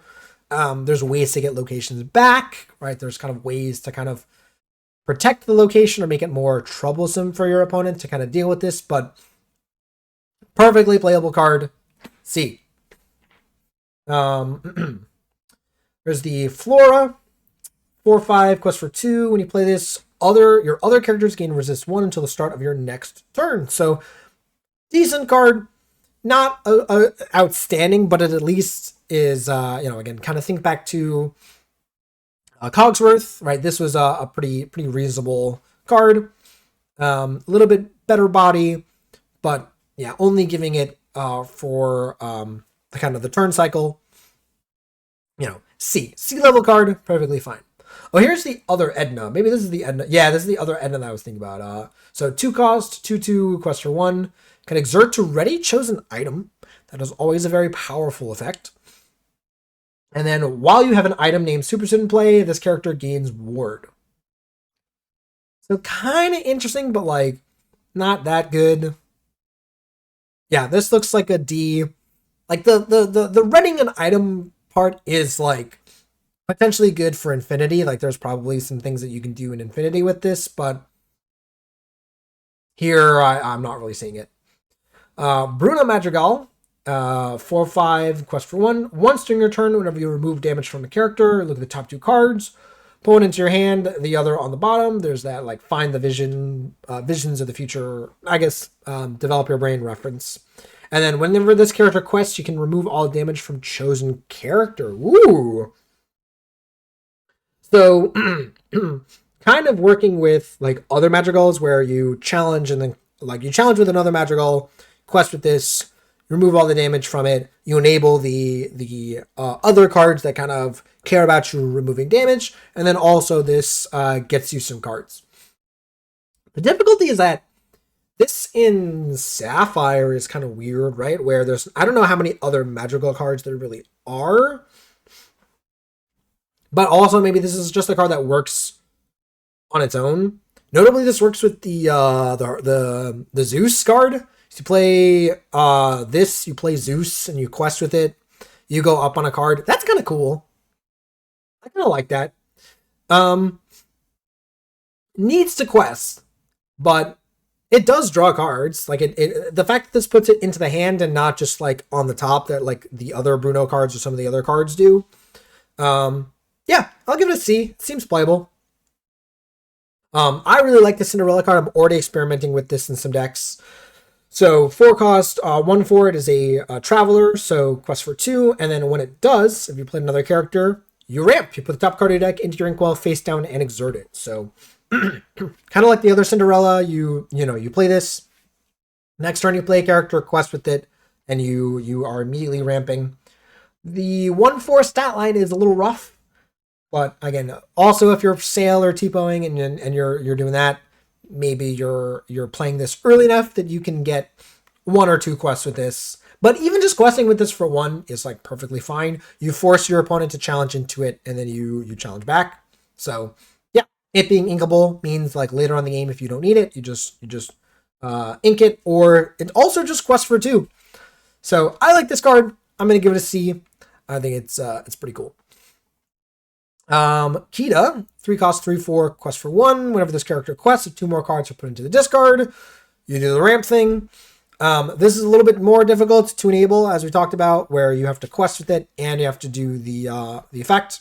So I'm a little bit more skeptical of this, but it is a shift target for the Kita that we'll see.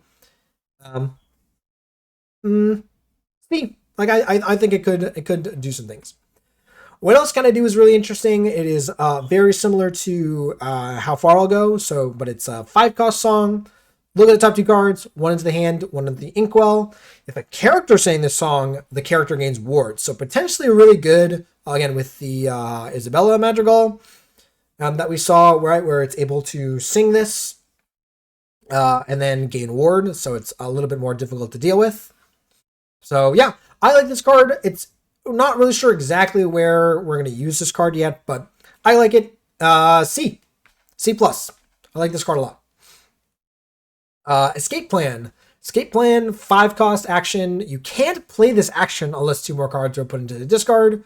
So a little bit more restrictive, even more restrictive. Not even just like, oh, this card is not as good. This is just, you can't play this card unless you do the thing. Each player chooses 2 of their characters and puts them into the inkwell face down and exerted. This card gets a fat F from me. I think this card sucks so bad. I'm so disappointed with this card. The fact that it's not inkable, the fact that you can't even play it if you haven't enabled the effect, and then the fact that it's symmetrical.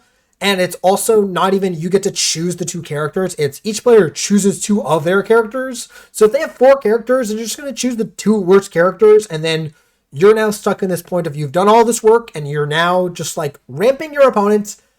And you've just like you've just like only gotten rid of their 2 worst characters. I hate this card so much. Like, I think this card's really bad. So F from me. Really not sure what they were doing with this card. I'm going to be honest. I don't know. Ranger Plane is a 3-cost item. Gives your characters support, all of them. Which is really cool. And then you can exert to give a character with 10 strength or more plus 3 lore. So kind of just like a fine go wide effect where, you know, you have a bunch of characters in play.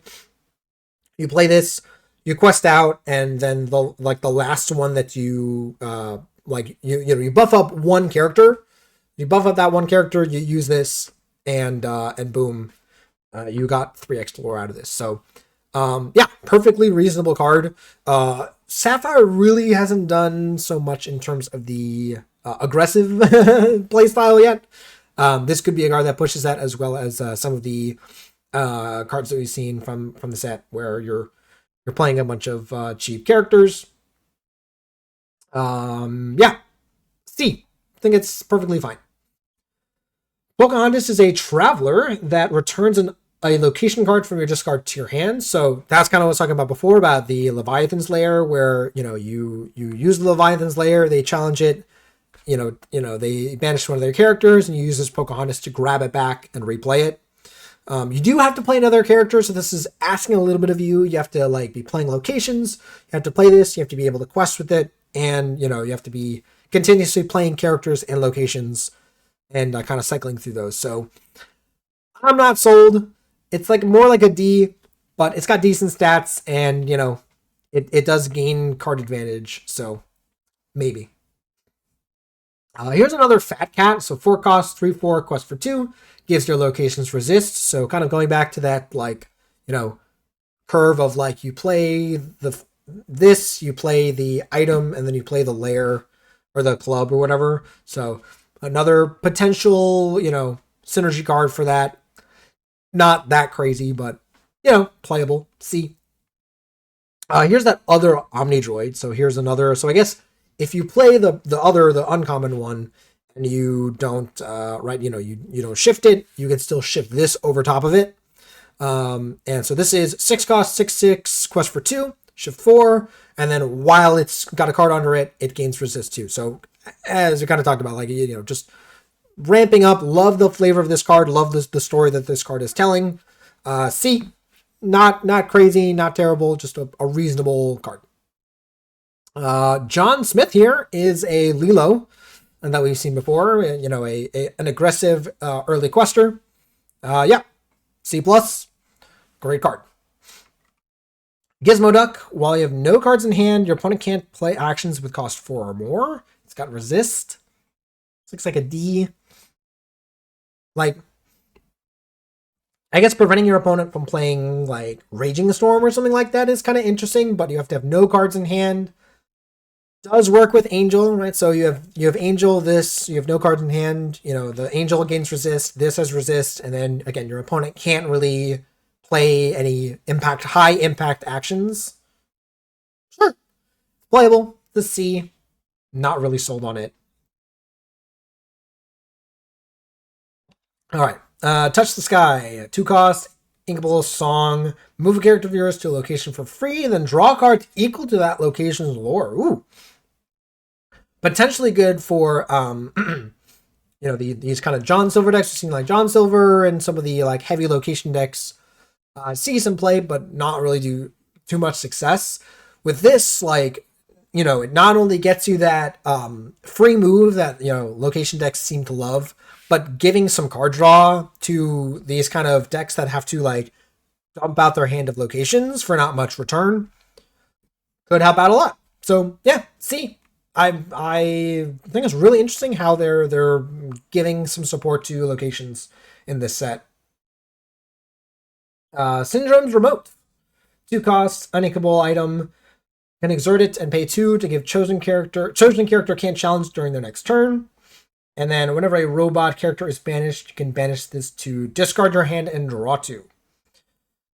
So it's kind of weird where they're preventing the characters from challenging, but then I guess if they ever do, you get to potentially refill your hand. Not really seeing it. You also have to already be playing a bunch of robots, so like I'm just not sure how many robots there are besides the Omnidrome. I know about like Ben and some of the other cards.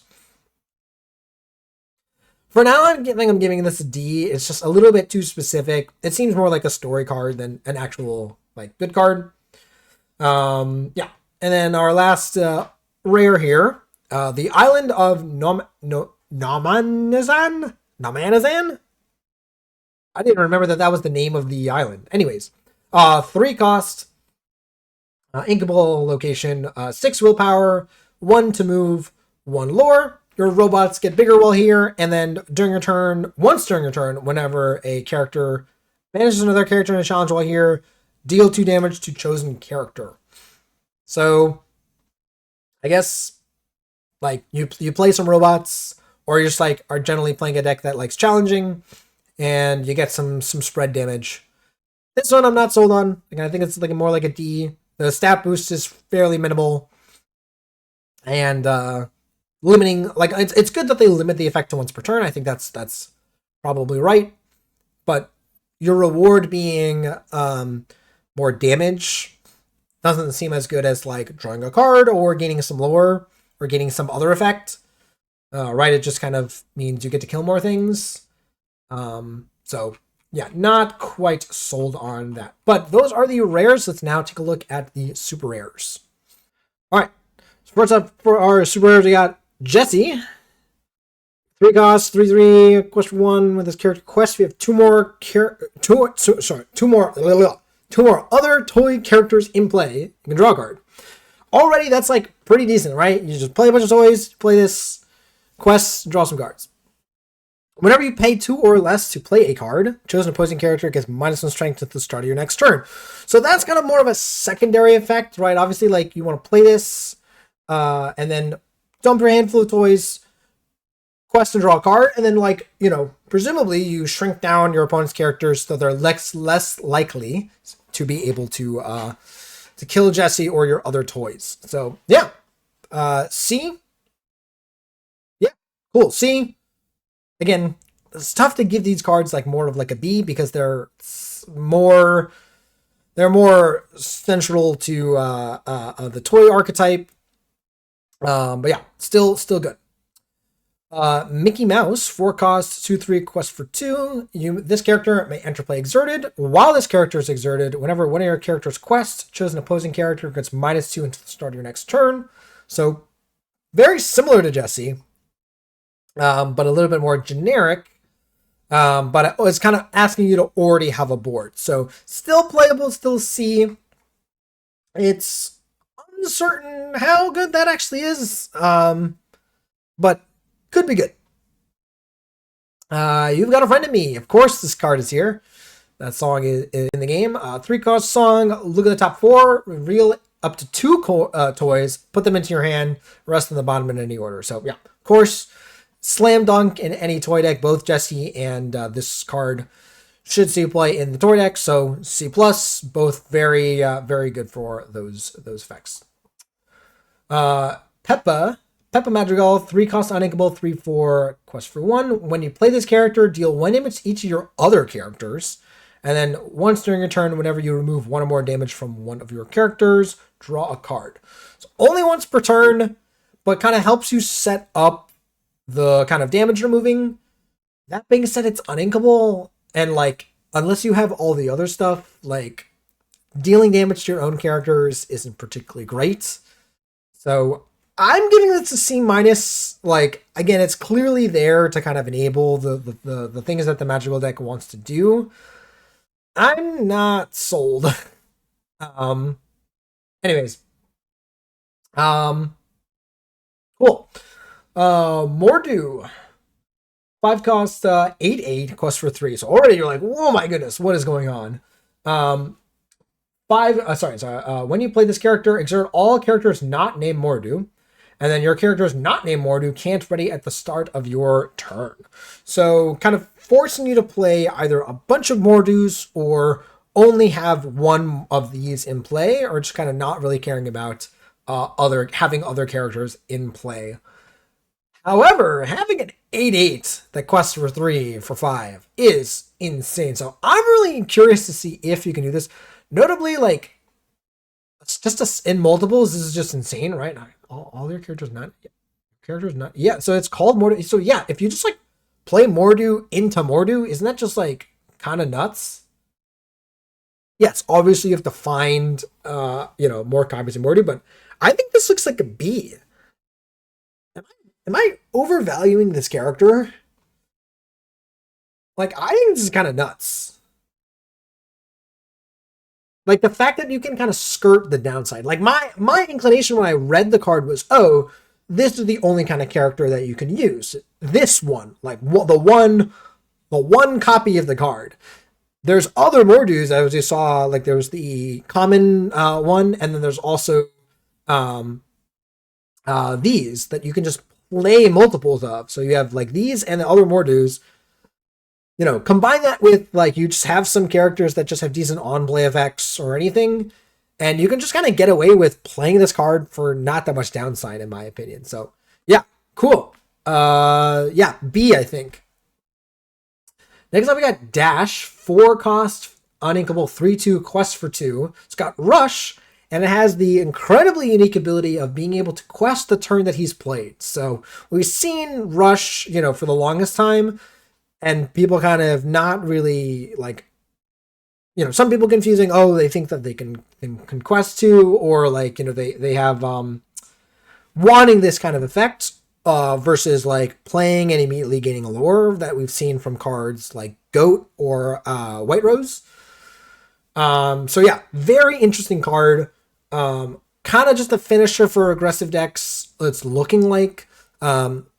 Also having the flexibility of, hey, if you just need to play this and kill or just banish and challenge some characters, this card's able to do that. But primarily I'm looking at this in aggressive decks just because the stats on this card are pretty bad. By the time that you're playing this, like, Dash is unlikely to be able to challenge and live and make it back around. So, just note that. But yeah, I think it's still a B. I think definitely a strong card that's going to see some play.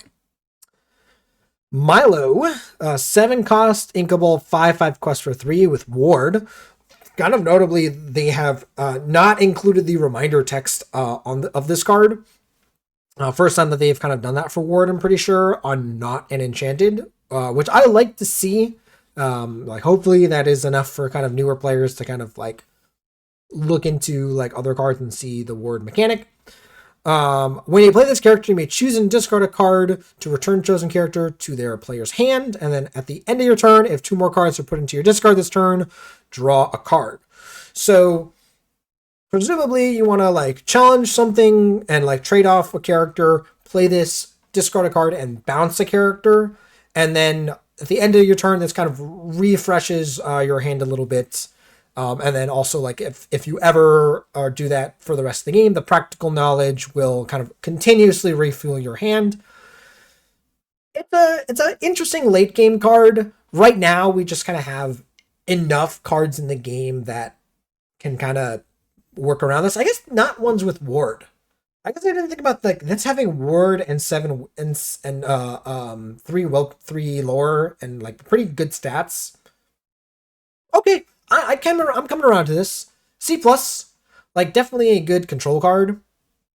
We'll see again if the discard mechanic ends up being good enough. Eleanor, 4 cost, uninkable, 3/4 quest for 1. At the end of your turn, if you have 3 or more exerted characters in play, deal 1 damage to chosen opposing character, gain 1 lore, and draw a card. Interesting. So it's kind of good. I guess just in an aggressive deck. Yeah, so it's just like this is like your turn 4 play. You curve out, you go 1, 2, 3. Quest with all your characters. Play this, and then you gain some good effects here. Doesn't have to be for a damage character. The damage effect, that's usually what Emerald does. So yeah, I like this kind of a pretty good card. Gaining lore and drawing a card, and all you have to do is just kind of have 3 characters in play and quest with them. C plus B? I think it might be a B. I think I'm giving most of these a B just right now, just to kind of see, like, again, I think they're probably pretty good. Anyways, the Family Scattered. 8 cost uninkable action. Chosen opponent chooses 3 other characters and returns 1 to their hand, 1 to the bottom of the deck, and 1 to the top of the deck. So it's 8 costs dealing with 3 characters potentially.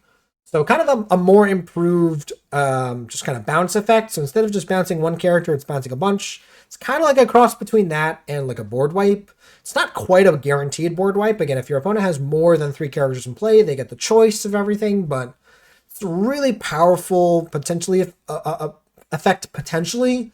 The big difficulty is this 8 cost price tag. So right now I'm giving it a D, C.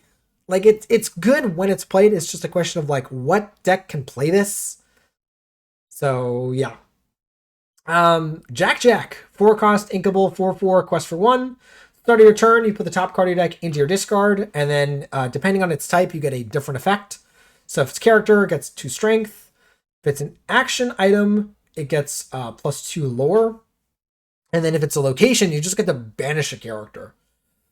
So presumably you want the kind of action item and location effects to be relatively live.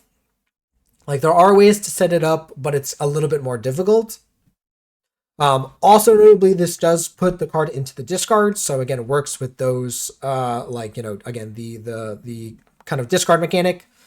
So yeah, potentially could be good. The question is like, yeah, how do you build your deck to kind of optimize it, and can you kind of play around it? But for now, it just looks like a C. It's like a potentially just good card, all around card, right? It's kind of never bad.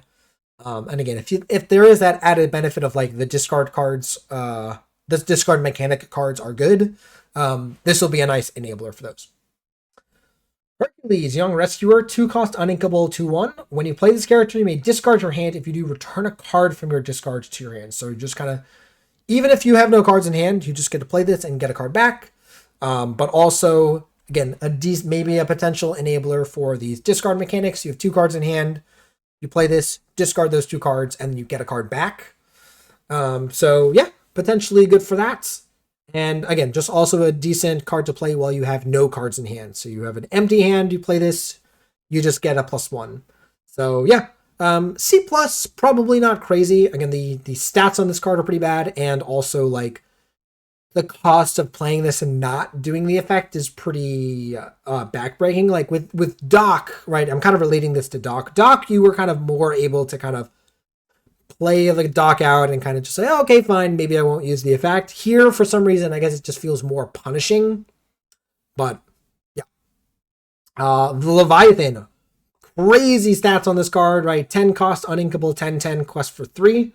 When you play this character, if 2 more cards are put in your discard, you can banish any number of chosen characters with total strength 10 or less. So potential big board sweeper here in Ruby.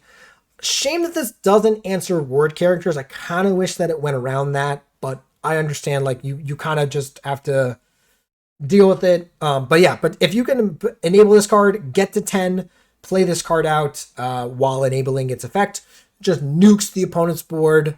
Love that. This is a card that I kind of like more than Big Sisu or Under the Sea, where this card asks a lot more of you and just feels a lot more rewarding when you actually get it off. And it kind of, it's more restrictive, but kind of, if assuming the power level is there and you can kind of successfully do this, it feels more appropriate. So yeah, C for now, just because right now I haven't really seen a whole bunch of decks being reliably able to pull this off. So we'll have to see.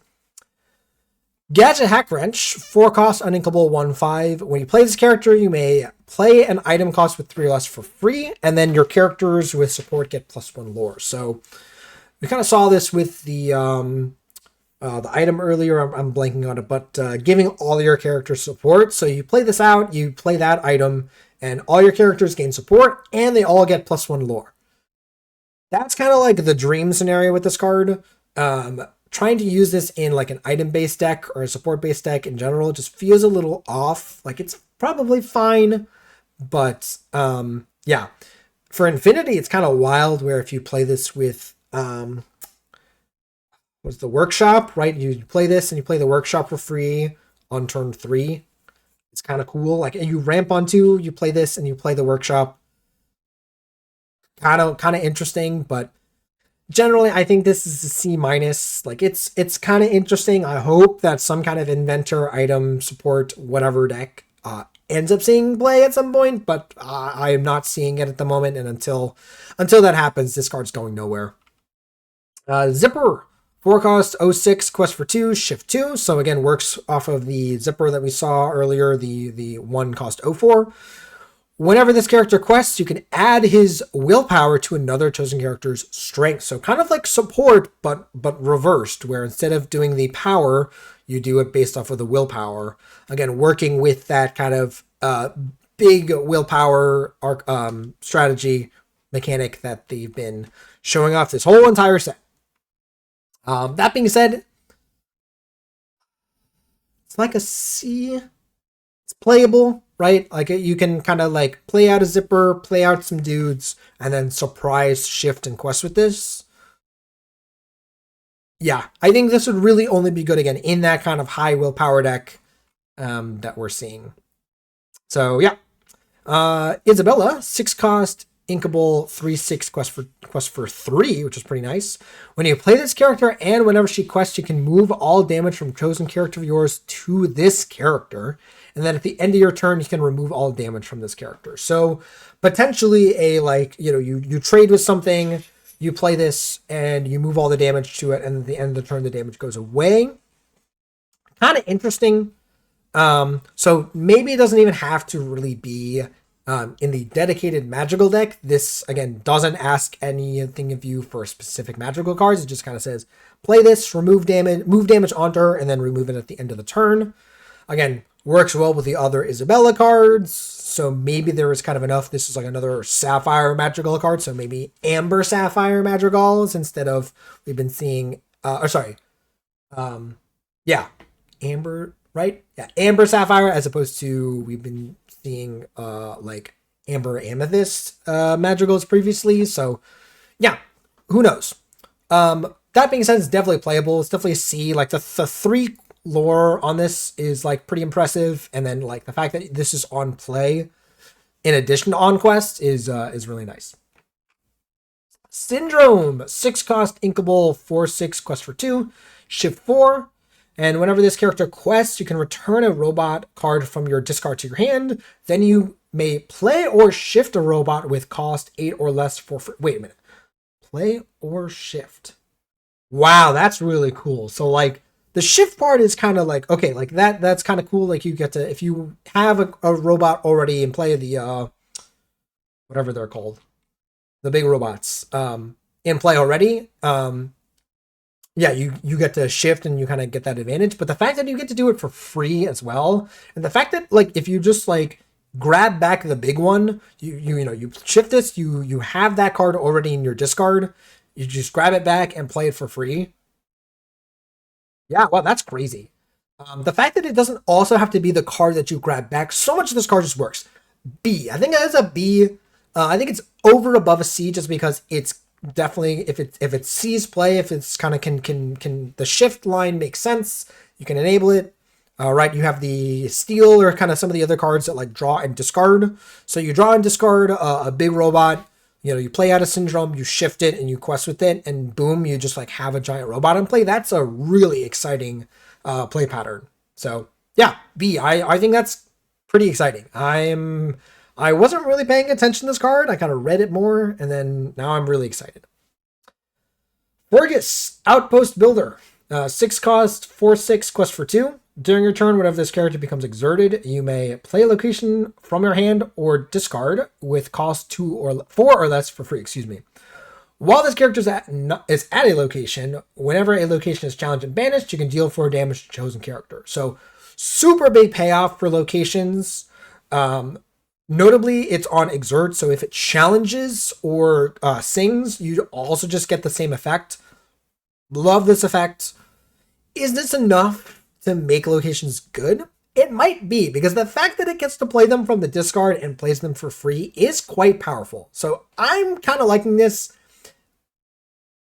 It's only for specific decks, so I kind of want to give it a C+, just because not quite to that B range. Whereas Syndrome just kind of seems like you play Syndrome and Robots, and it's just kind of good. Fergus, you have to play a certain number of locations, and you have to kind of be in the right scenario. That being said, oh, sorry, I'm cutting it off a little bit. That being said, I still think it's really good. So, yeah, C+, B-. I'll even be generous. I like this card. I usually don't like location or location synergy cards. I like this card.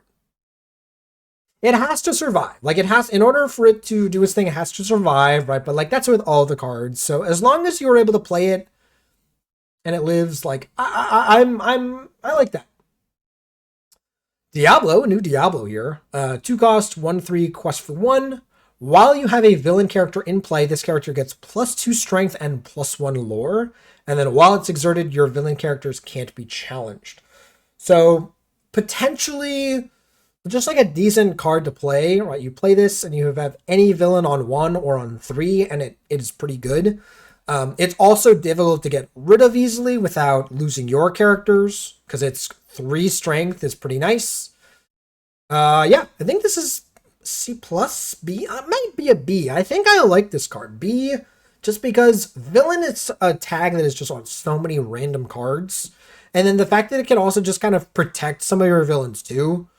Make it more difficult for your opponent to remove your villains. Yeah, love it. Like, even in Infinity, like, the Maleficent, the 1-cost Maleficent into this is, like, kind of an insane start. Yeah, I think I'm going to give it a B as well. Like, I really like some of the super rares here. They kind of have really done a good job of, like, pushing some of these. Like, I like all the steel ones. The sapphire ones are there. But, like, the Leviathan, Hercules, Unearth, Milo, Dash, Mordu, and then all of the amber ones. Like, a lot of these super rares are really good. So A plus on the super rares from Ravensburger. All right, last but not least, we have the legendaries. While we're getting to that, make sure to like, comment, subscribe. Does do me a big solid. Just gonna interject that here before we get into that. So perfect timing, so you can exit out of the full screen. Click that button. Cool. All right. We got Woody here. The kind of one of the key cards of the set. We have the Buzz as well. We got all the Toy Story cards here. 5 cost, uninkable, 1/5, quest for 2, shift 3, and then when it quests, you can draw a card, and then play a character with cost 2 or less for free. And then it also gives your toy characters +1 willpower. So, as you can see, you have the 1-cost Woody, you play something on 2, you shift this, and you immediately quest with it, draw a card, and then boom, you're kind of repaid a lot for your effort. You like kind of draw a card, so even if Woody gets banished, you're not really 2-for-1ing yourself, as you can sometimes do with the shift mechanic. But you also get like a ink advantage where you get to play characters for free. If any of those cards are bodyguards, like we have the Rex, or there's also some other bodyguards that you can play out for 2. It makes it really difficult to get rid of Woody early. And then if Woody ever quests and survives, you're rolling in money from that point on, because you get to continuously draw cards and play characters. So yeah, really also good in multiples, since if you play a second Woody after this, your first Woody gets more willpower. So yeah, this looks like one of the better cards in the set for these kind of aggressive strategies and for just toy strategies in general. Again, even like the fact that it has that toy text isn't like pushing you directly into toys. It's just that it is a toy. and it wants to be kind of doing the toy thing of playing cards for free, which Woody and the toy cards all want to be doing. So you don't have to play it. There's already some people kind of playing it in other decks, but yeah. Anyways, here's the infamous Dale that we've been talking about for the longest time. 4 cost, 04, quest for 2. During challenges, your characters deal damage with their willpower instead of their strength. Yeah, just like a really interesting kind of like build around card. It's like unknown whether this card's going to be that good, because one of the difficulties is that, you know, you play this, you challenge with a bunch of your characters, or you quest out and it, you know, kind of expecting like, hey, my opponent's not going to be able to kill my characters. Cool.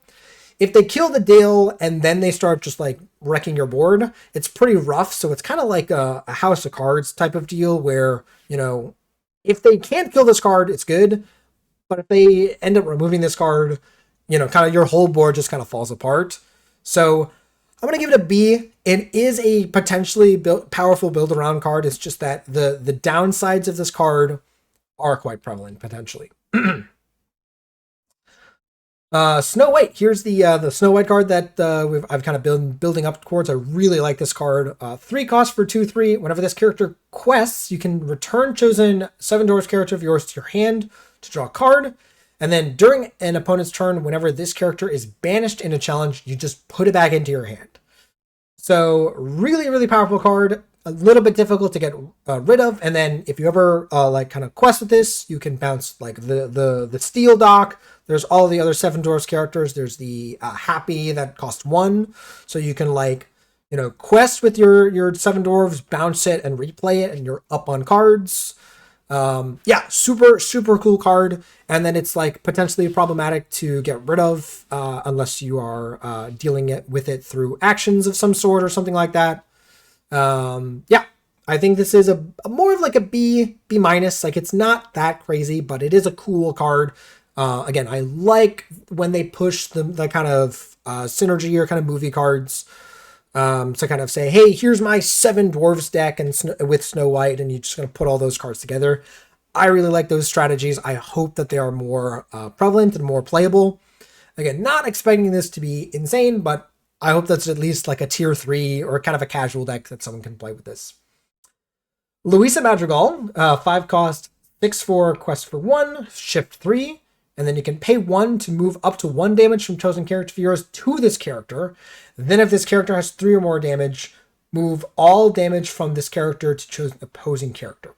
So the important part about this card is that you can shift, challenge with it. You can even challenge something that has 3 strength, and then immediately pay 1, choose to not move any damage. It says move up to 1 damage, and then like move the damage to an opposing character. So yeah, potentially getting to like come down, challenge something, and then move all the damage off of it and kill something else is potentially really powerful. It kind of takes a lot to get working, and then also if you don't shift this, it's kind of like face up and it's going to be pretty hard to deal with. But for the Madrigal deck, seems interesting. There, you could play this outside of a Madrigal deck. I'm just like not sure how good it is. For now, I'm going to give it a C+. It actually is probably going to move up to a B if it's good.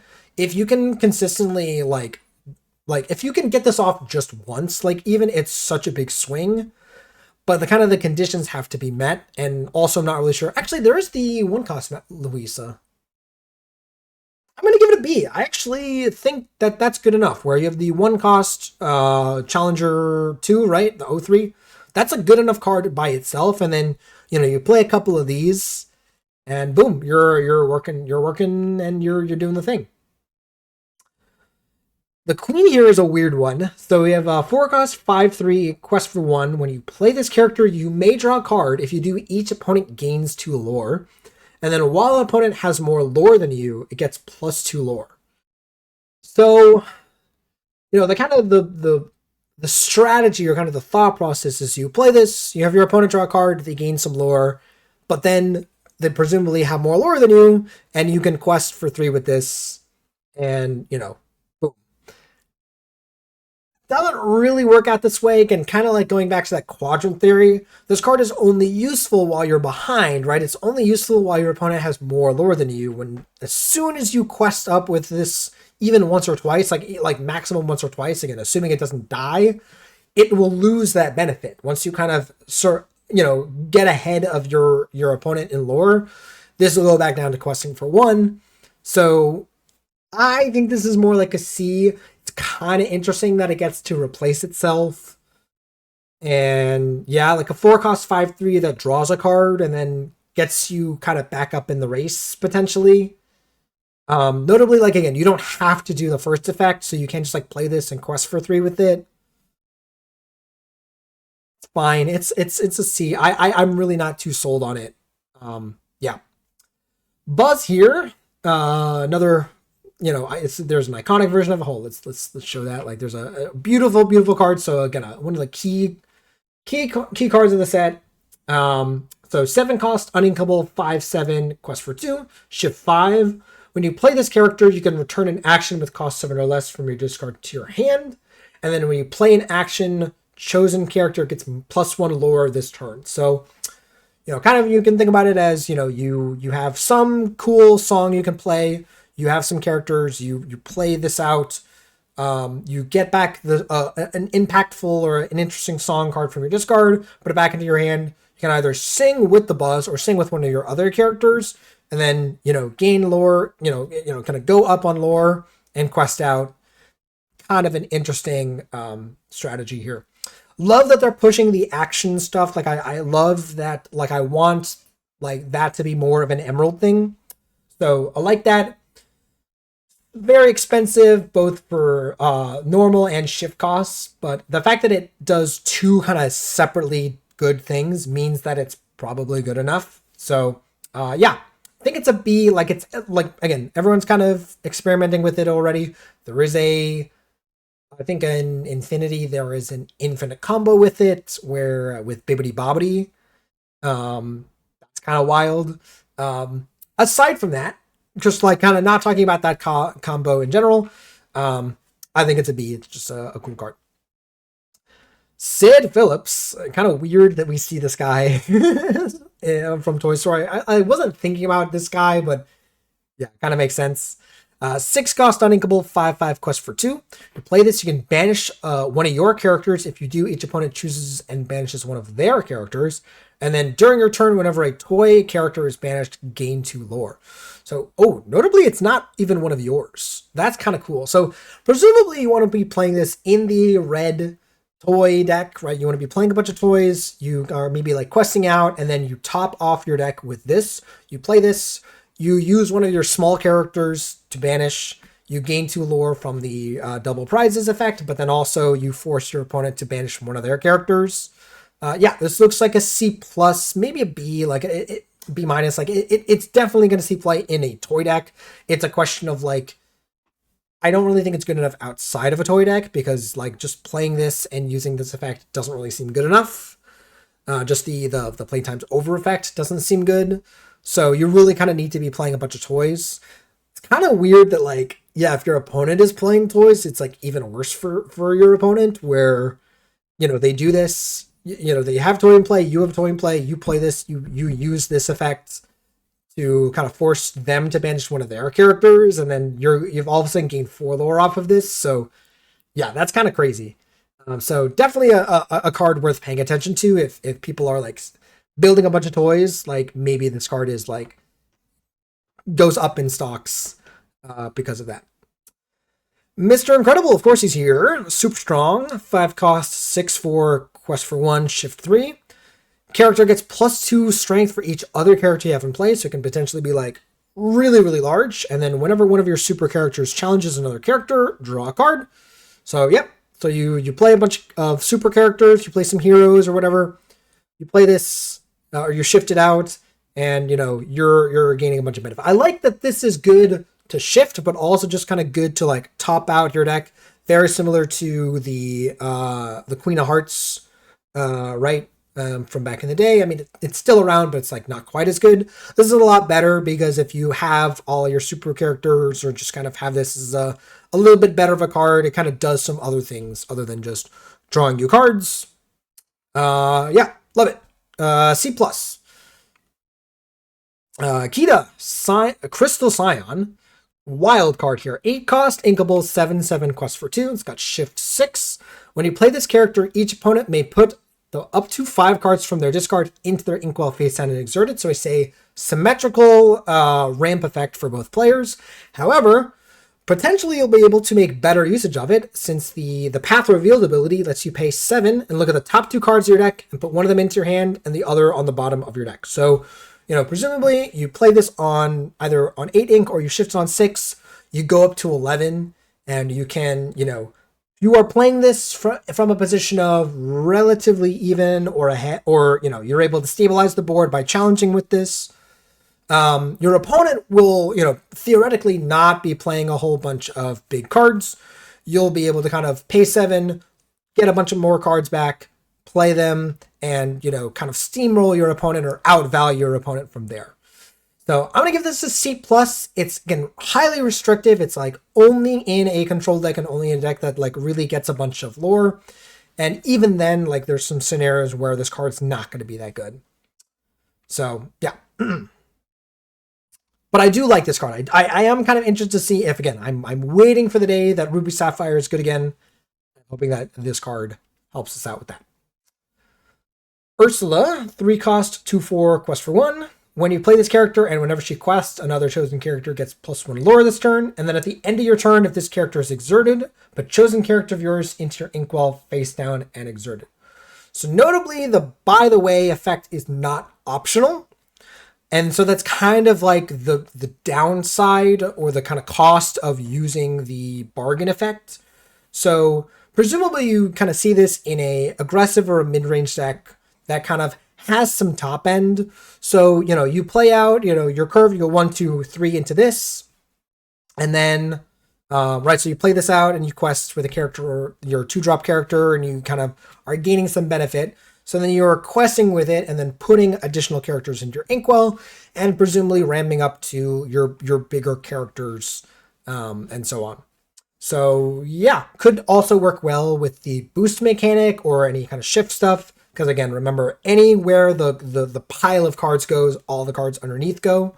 So if you're boosting characters a bunch, you play this, you boost a character up a bunch, you put the entire pile into your inkwell, and you can all of a sudden start playing big things.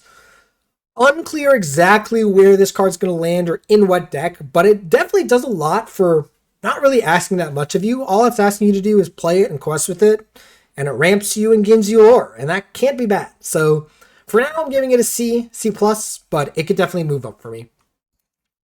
Here's the Merida. So 5 cost, uninkable, 3/5, quest for 2. You play this character, return an action named 3 arrows from your discard to your hand. So that was the card that we showed earlier, the 3 cost, deal 2, then deal 1. And then it says, whenever one of your actions deals damage to an opposing character, deal 2 damage to that character. So really, really powerful with the 3 arrows. So if you're ever able to play this, and then next turn play the 3 arrows, so deal 2 damage to one character, 1 damage to another. Merida will then say, hey, I dealt 2 damage to this character, 1 damage to that character, deal 2 damage to each of them. So it kind of gets that like bow and arrow effect, where you're kind of sniping them. Right, so that's 4 and 3 to 2 characters if you're able to kind of play the 3 arrows while you have Merida out. And yeah, potentially really, really powerful. So yeah, I think this is at least good enough, right? So it's a 3/5 quest for 2 that presumably gets you back a card. Again, you don't have to get a card back with this to really make it work. If you already have the card in hand, great. But yeah, and then it even works better in multiples, right? Where, you have 2 of these and now all of a sudden all your actions are like going crazy. And then it just has good synergy in Steel in general with Fire the Cannons or with Strength. So you play this out, you sing Strength, and all of a sudden your Strength just got improved by 3 damage instead of just 1. Right? Because you have added a character to your board, and then also you have the steady aim effect after your Strength does damage. Yeah, I think this is a probably a B plus. Again, it's only in a specific style of deck, but it's really, really good for what it's doing. And our last card here from the set, Mrs. Incredible, 7 cost, 5/4, quest for 3. It's got shift 5, gives your characters resist +1. So notably itself, like, so it counts itself for that. And then during your turn, whenever another character is banished in a challenge, you may ready chosen super character. If you do, they can't quest for the rest of this turn. So notably, they can still challenge. So yeah, that's kind of cool. So if there's any, it's like super character, that kind of gives, I guess it works really well with Mr. Incredible. Like, we haven't seen, I don't think we saw any that really were like kind of good. Can't quest for it. Could also work with Dash, right? Where you have this out, you play Dash, you quest with it immediately, you challenge with Mrs. Incredible, and you ready it. So you can also notably do this multiple times. It's not once per turn. So it may kind of be like a Shere Khan effect, right? Shere Khan, or no, Scar effect, where you play this, you shift it out, you challenge, you ready, you challenge, you ready, you challenge, you ready, and you kind of wipe your opponent's entire board. I like this card a lot. It'll be interesting to see. There's the 2 cost in Mrs. Incredible, and then there's the 5 cost one. So I don't think we saw a whole bunch of like great shift targets for this, but still kind of decent. Also notably, is this Mr. Incredible down here? We're seeing this. That's kind of interesting, right? She's on somebody, right? Anyways, yeah, that's kind of interesting. This is like one of the cards that I'm like kind of curious to see where that ends up, because I do really like that effect. You can kind of just like, again, like Scar, just like completely wipe your opponent's board just by challenging and challenging and challenging. Yeah. So yeah, really like the super rares and the legendaries here. I think minus the Queen. I'm interested in every single one of these legendaries for deck building, and the super rares were also very, very good. So just kind of like holistically, I really like the direction of like playing more, like they're more specific. Like, notice there was no Demona, there was no Angel, there's no kind of like one kind of card that is like glaringly overpowered compared to the rest of the legendaries. Like, Woody is really good, Buzz is really good, so are the rest of the cards. Like, so is Mr. Incredible, so can Kita, like so can Merida. Like, all of these cards, Sid, right? We talked about Sid potentially. All these cards can potentially do their thing, and then the super rares also kind of like, a lot of those were really, really impressive. We really liked like the Jesse and like a lot of the super rares that I saw. So yeah, really impressed with the set. I'm pleased by the direction that the design is going, and hopefully it can only get better from here. So all right, that is going to do it for this video. If you have made it to the end of this video, I love you so much. I know these videos are really long. I worked really hard on them. As you can see, I like talked for like 2 hours straight to make this video. So if you enjoyed it, make sure to like, comment, subscribe, and let me know that this was worth it.